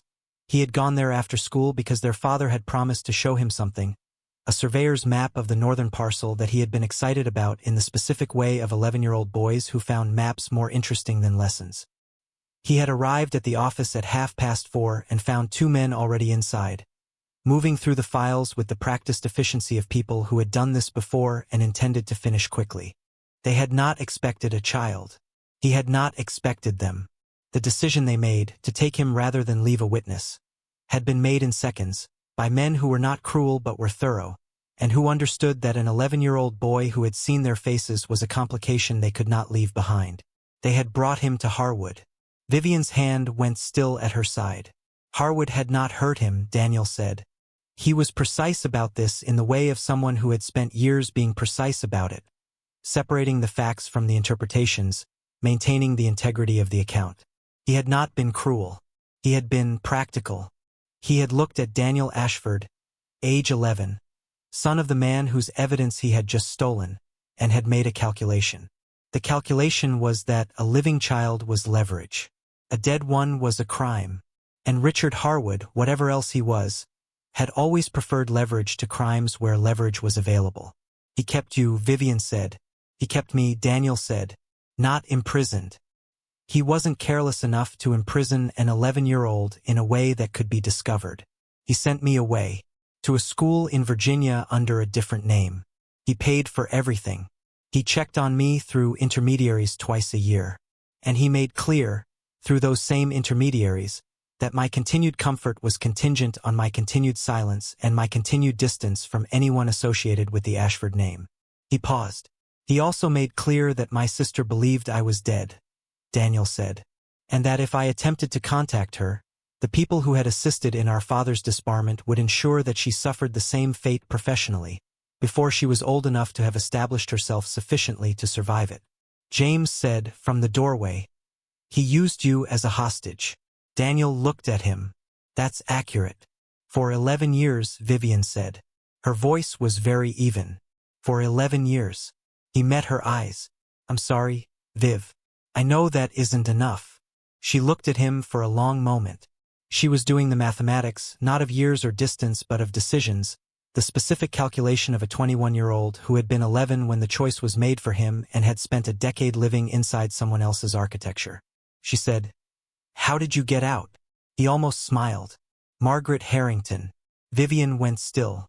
"She came to the school in Virginia 18 months ago," Daniel said. "She had been looking for me for years," she said.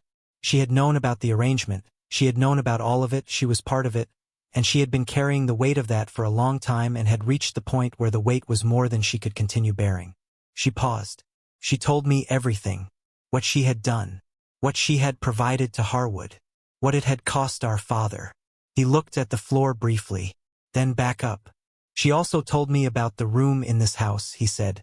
"Your father's partner, the late Duke, had told her about it before he died.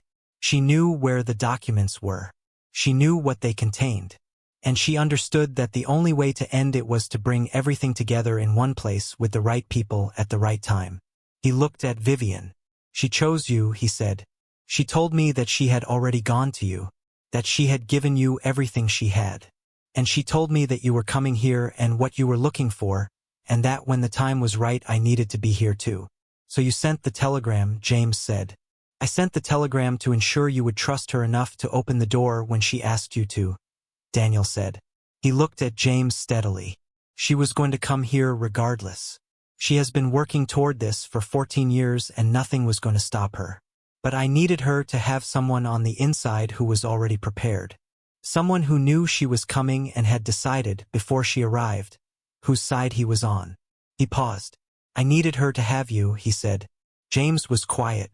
"You read my father's character from a telegram," he said. "I read your father's character from his confession," Daniel said. "The late Duke wrote to me as well." He paused. "He wrote to both of us. He found me through Margaret Harrington, 4 years before he died. He wrote to me every year the way he wrote to Vivian. He told me what he was building in this room. He told me that when the time came I would need to be here."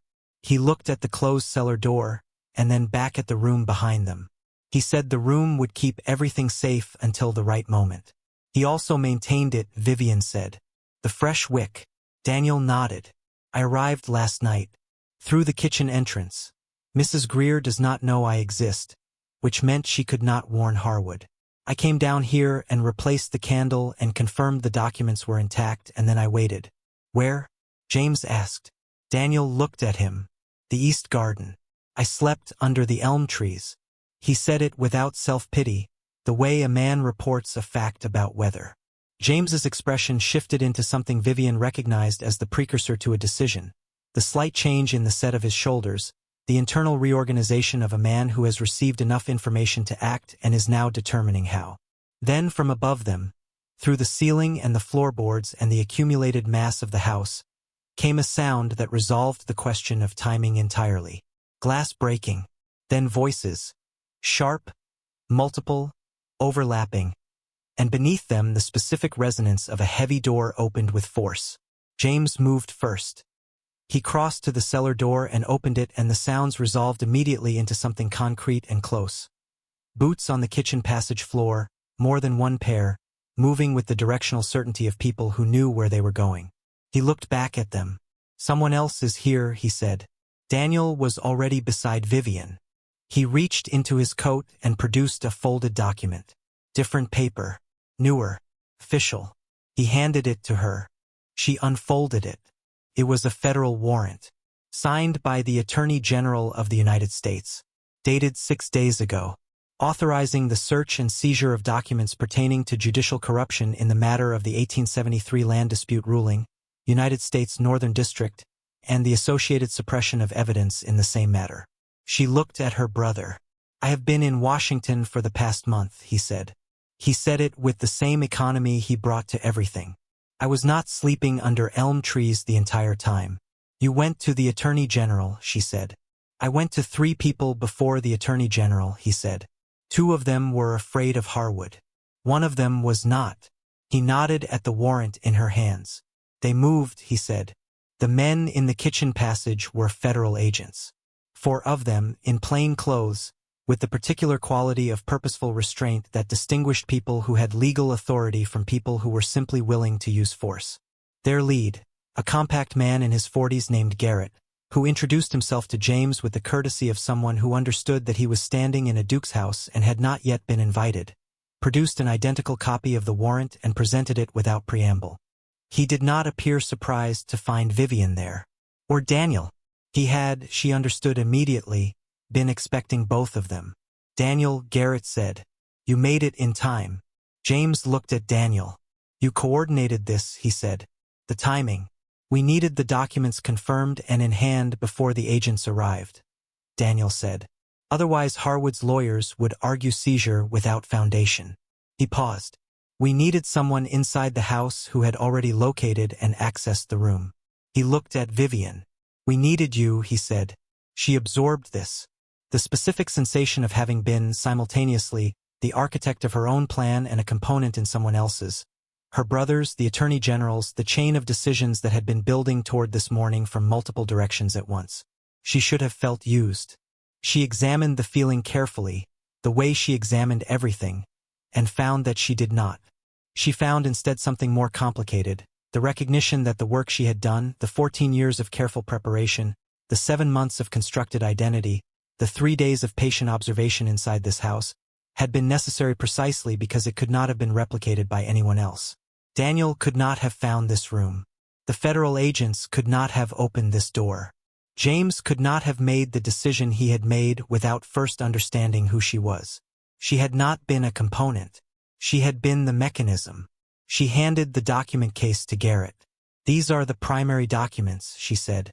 "The agreement, the financial records, the correspondence, and the late Duke signed confession." She paused. "There is also a secondary folder, Margaret Harrington's correspondence with Senator Harwood, spanning 3 decades. And in the 3rd panel, she looked at Daniel. There are 12 additional panels I haven't opened." Daniel's expression shifted. He turned to the doorway of the hidden room. "There are 12 more," he said. He looked at Garrett. "We need to open them." The panels came off in sequence, each one revealing a shallow recess, each recess containing documents that added layers to the account with the cumulative weight of a structure being assembled from the inside out. Financial records, land surveys with annotations in the late Duke's hand, correspondence between Harwood and 4 additional political figures, a second confession, shorter, less personal, more legally formatted, that appeared to have been drafted with the assistance of a solicitor. And in panel 11, something none of them had anticipated. A journal. Not the late Duke's. The handwriting was different, looser, more urgent, the script of someone writing quickly and under pressure and not pausing to consider presentation. The journal was dated across a period of 3 years, from 1870 to 1873, and it documented, in real time, the progression of the land dispute from the perspective of someone who had been inside it. Vivian opened it to the first page. She recognized the handwriting. She had seen it every morning of her childhood on grocery lists and birthday cards, and the letters her father wrote to his clients that he read aloud at dinner because he believed that the language of justice should be practiced until it became natural. She closed the journal. She held it against her chest with both hands and stood very still and breathed. James was beside her. He did not touch her. He did not speak. He simply stood close enough that the warmth of him was present and palpable and entirely without demand. She was grateful for the precision of it. "Your father kept a record," he said quietly. "From the beginning," she said. Her voice was steady. He knew what was happening to him. He documented it as it occurred. She paused. He trusted that, if he kept the record, someone would eventually read it. She looked at the journal in her hands. "He trusted you," James said. "He trusted that I would come," she said. "He didn't know I would make it." The distinction was important to her, and James heard it as such. Daniel appeared in the doorway of the hidden room. He looked at the journal. His face did the thing it had done when he first stepped into the lamplight, that complicated expression for which she still did not have language, which she was beginning to understand was the expression of a person holding grief and relief simultaneously and not being able to separate them. He knew, Daniel said, about both of us. He kept writing even after they took the case from him. Even after the disbarment. He was still building the record. He was still doing the work, Vivian said. Yes. They looked at each other across the cellar. Garrett appeared behind Daniel. He looked at the journal in Vivian's hands with the professional attention of a man cataloging evidence and then, apparently reading something in the moment that argued against the professional approach, said nothing and waited. She handed him the journal. Not because she wanted to, because it was the right thing to do with it, and her father had raised her to do the right thing with things even when the right thing cost her something. Especially then. Senator Harwood was arrested in the East Parlor at 9:22. He did not shout. He did not perform outrage or invoke his position or threaten consequences in the manner of men who believe their authority extends to the circumstances of their own accountability. He stood very still while Garrett read the warrant, and he looked at the floor, and then he looked up, and his eyes moved across the room and found Vivian standing in the doorway. He looked at her for a long moment. She expected anger. She was prepared for anger, had been prepared for it for 14 years, had constructed herself partly around the necessity of being able to withstand it without flinching. What she saw instead was something she had not prepared for. He looked tired. Not the tiredness of a single morning or a single defeat. The tiredness of a man who had been maintaining something enormous for 30 years and had just been told he could put it down. The specific exhaustion of sustained dishonesty, which is perhaps the most demanding form of labor because it requires the constant management of every alternative version of events simultaneously, the permanent vigilance of someone who can never fully rest because rest requires the kind of consistency that only truth provides. He looked, for the first time since she had seen him across the ballroom, like an old man. She did not feel the satisfaction she had expected. She felt something quieter and less useful, the recognition that the end of a thing is not always the opposite of its beginning, that the conclusion of 14 years of work could feel less like triumph and more like the specific exhaustion of a long journey arrived at its destination, where the arrival is real and correct and right but the body does not yet know how to stop moving. They took Harwood out through the front entrance. She watched from the window. The dark green carriage was still on the drive. The second man, Harwood's associate, the one with the document case, had been detained 20 minutes earlier by 2 of Garrett's agents, peacefully at the carriage door. The document case had been opened. Inside was the letter, dated 6 days after her father's death, written in her father's hand. Garrett brought it to her in the entrance hall after the carriages had gone and the house had settled into the specific silence of a place where something enormous has just concluded and the air has not yet adjusted to the absence of it. He held it out. She took it. The handwriting was her father's. She was certain of it. Not the certainty of hope, but the certainty of a woman who had spent 14 years reading and rereading every document he had ever produced and knew the specific weight of his letters, the way he formed his G's and crossed his T's and left a small deliberate space between the closing of a word and the beginning of the next. It was his hand. She looked at Garrett. How, she said. He wrote it before he died, Garrett said. His voice was careful. We believe he wrote several letters in the final weeks. predated them, left them with a solicitor in Hartford with instructions to release them at specific intervals, to specific people upon specific conditions. She looked at the envelope. It was addressed to her. Her full name. Her childhood address in Hartford, which no longer existed. She opened it. The letter was 2 pages. She read the first page standing in the entrance hall of Whitmore Estate with the morning light coming through the open door and the sound of the elm trees moving in the autumn wind outside. She read the second page. She folded it and held it against her chest alongside the place where the 3-word note already lived, pressed against her heart in the pocket she had sewn specifically for things she intended to keep. James stood at the foot of the staircase. He did not ask what the letter said. He looked at her face and read what he needed to read there and said nothing. Daniel was beside her. She felt his presence the way she felt the warmth of the lamp, real, grounded, specific, the warmth of something that had been absent so long that its return required a recalibration of the atmosphere. She reached sideways and took his hand. He held it. They stood in the entrance hall of Whitmore Estate, the Ashford siblings, 14 years and an entire architecture of loss and work and stubborn persistent love between them.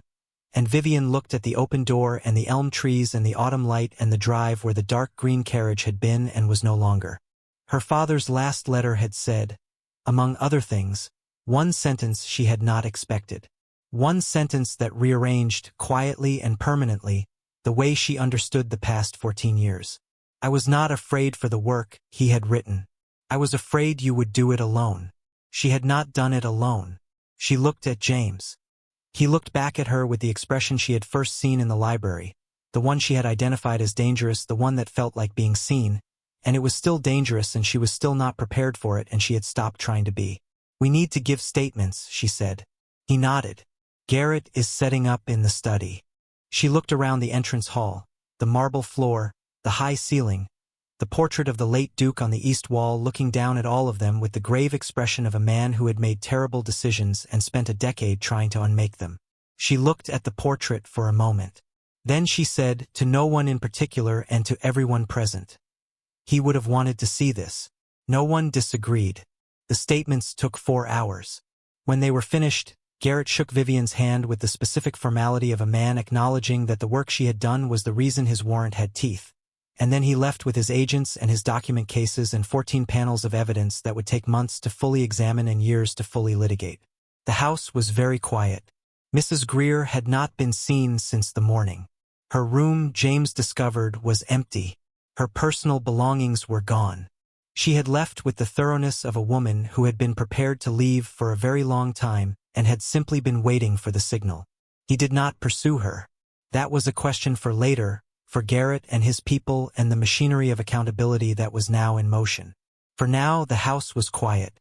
Daniel sat in the east parlor with a cup of tea that had gone cold and the expression of a man who had been running for so long that the cessation of motion felt physically strange, as though his body did not yet trust the stillness. Vivian sat beside him. They had not yet had the conversation they needed to have, the real one, not the operational exchange of information in the cellar, but the one that contained 11 years and a false name and a Virginia boarding school and all the accumulated weight of an absence that had been, for both of them, the organizing fact of their lives. They would have it. Not today, perhaps.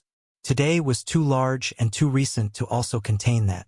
She sat beside him and drank her tea and did not try to make it into something it wasn't ready to be. James found them there 20 minutes later. He stood in the doorway with his coat removed and his sleeves rolled and the expression of a man who has just finished doing something practical. She would learn later that he had spent the interval in the kitchen, making fresh tea, because the cook had left with the morning's disruption and someone needed to, and he had decided without ceremony that it would be him. He set the fresh pot on the table. He sat. The 3 of them sat in the east parlor as the afternoon light moved across the floor and the house settled around them.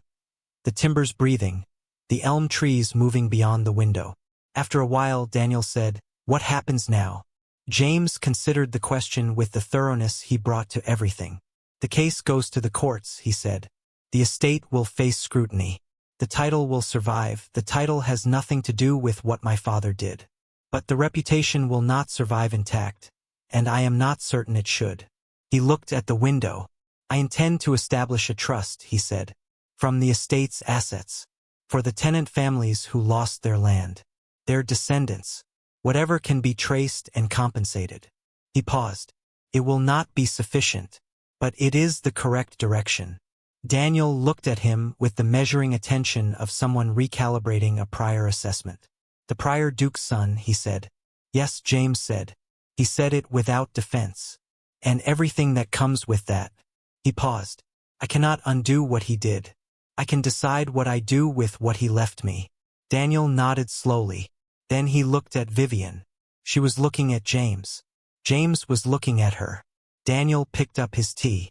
I'm going to need somewhere to stay, he said to no one in particular, in the tone of a man who has correctly read a room and decided to give it some air. That evening, Vivian stood at the library window. Below, the drive was empty. The lanterns were unlit. The elm trees moved in the wind with the patient indifference of things that had been here before any of this and would be here after. She heard James's step in the corridor. She could identify it now, the specific sound of his walk, unhurried and direct, and then he was in the doorway. He crossed the room and stood beside her at the window. They had stood at this window before, she realized. The first night. Him on the outside, looking at the party. Her on the inside, watching the carriages. Different sides of the same glass. I owe you an apology, she said. He looked at her. For what specifically? For not telling you the truth when you asked in the library, she said. I told you partial truths. I shaped the information. She paused. I was still calculating you when I should have been trusting you. You had no reason to trust me, he said. I had the telegram, she said, which I apparently sent to myself from my brother, but still. He almost smiled. Almost. She looked at the window, at the dark glass and the trees beyond it. Your father's confession, she said. The part about Charlotte, she stopped. About me. He said you had your father's courage. She was quiet for a moment. He had never met me. He had met your father, James said. He knew what that courage had cost. He paused. I think he wanted to make sure it was worth something in the end. She thought about a man she had never met who had spent the last decade of his life building a case against himself so that a child he knew only through correspondence could one day finish what her father had started. She thought about the specific and unreasonable faith that required. It seems like a great deal to put on an 8-year-old girl, she said. He looked at her with the expression she had stopped trying to manage her response to. He put it on the woman she would become, he said. He had the advantage of knowing she would. She looked at him.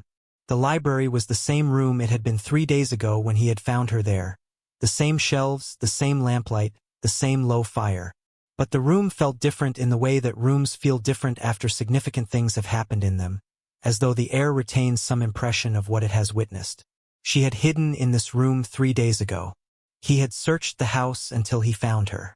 She thought about what it meant that he had come here first.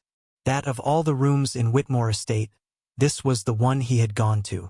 The only room worth hiding in, he had said. And he had gone directly to it without hesitation because he knew what she knew. That the room with the books and the silence and the lamplight was the room where people went when they needed to think clearly and be honest, and he had known or sensed or hoped that she was someone who would need exactly that. She had spent 14 years preparing to be alone in what she came here to do. She was standing beside someone in the library. She found she did not want to move. There is one thing I have not told you, she said. He waited.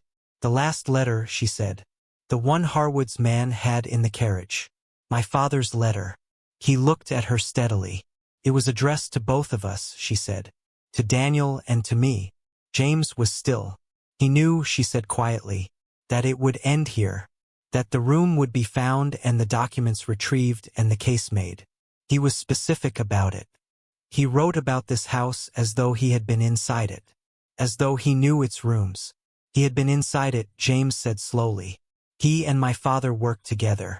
Before the dispute went wrong. Before the arrangement. Before the betrayal, she said. Before that. She looked at the window. He described the library, she said. In the letter, he said, there is a room in that house with books from floor to ceiling and a fire that burns low and a window that faces the drive. And if you ever feel lost, go there. It is the kind of room that tells you the truth. She paused. He said, when you find it, you will know you are where you are supposed to be. The fire burned low in the grate. The window faced the drive. James looked at her with the expression she had identified, in the library 3 nights ago, as the most dangerous thing about him. She looked back at him with the expression she had been keeping in reserve for 14 years. Not the composed attention of Vivian Ashford, the constructed identity. Not the disciplined management of a woman who could not afford to be seen, but the actual expression of a woman who had arrived, finally, at the place she was supposed to be and had found, unexpectedly and without plan, that she was not alone in it. Neither of them spoke. The elm trees moved beyond the glass. The fire settled in the grate. And in the silence between them, which was not the silence of people who had nothing to say but the silence of people who had said enough for now and knew the rest would keep, something settled into place. Not an ending. A beginning that had been a long time arriving. Vivian Ashford, who had hidden in the library to avoid the ball, placed her hand on the cold glass of the window. James Calloway placed his beside it. The warmth passed between them through nothing at all.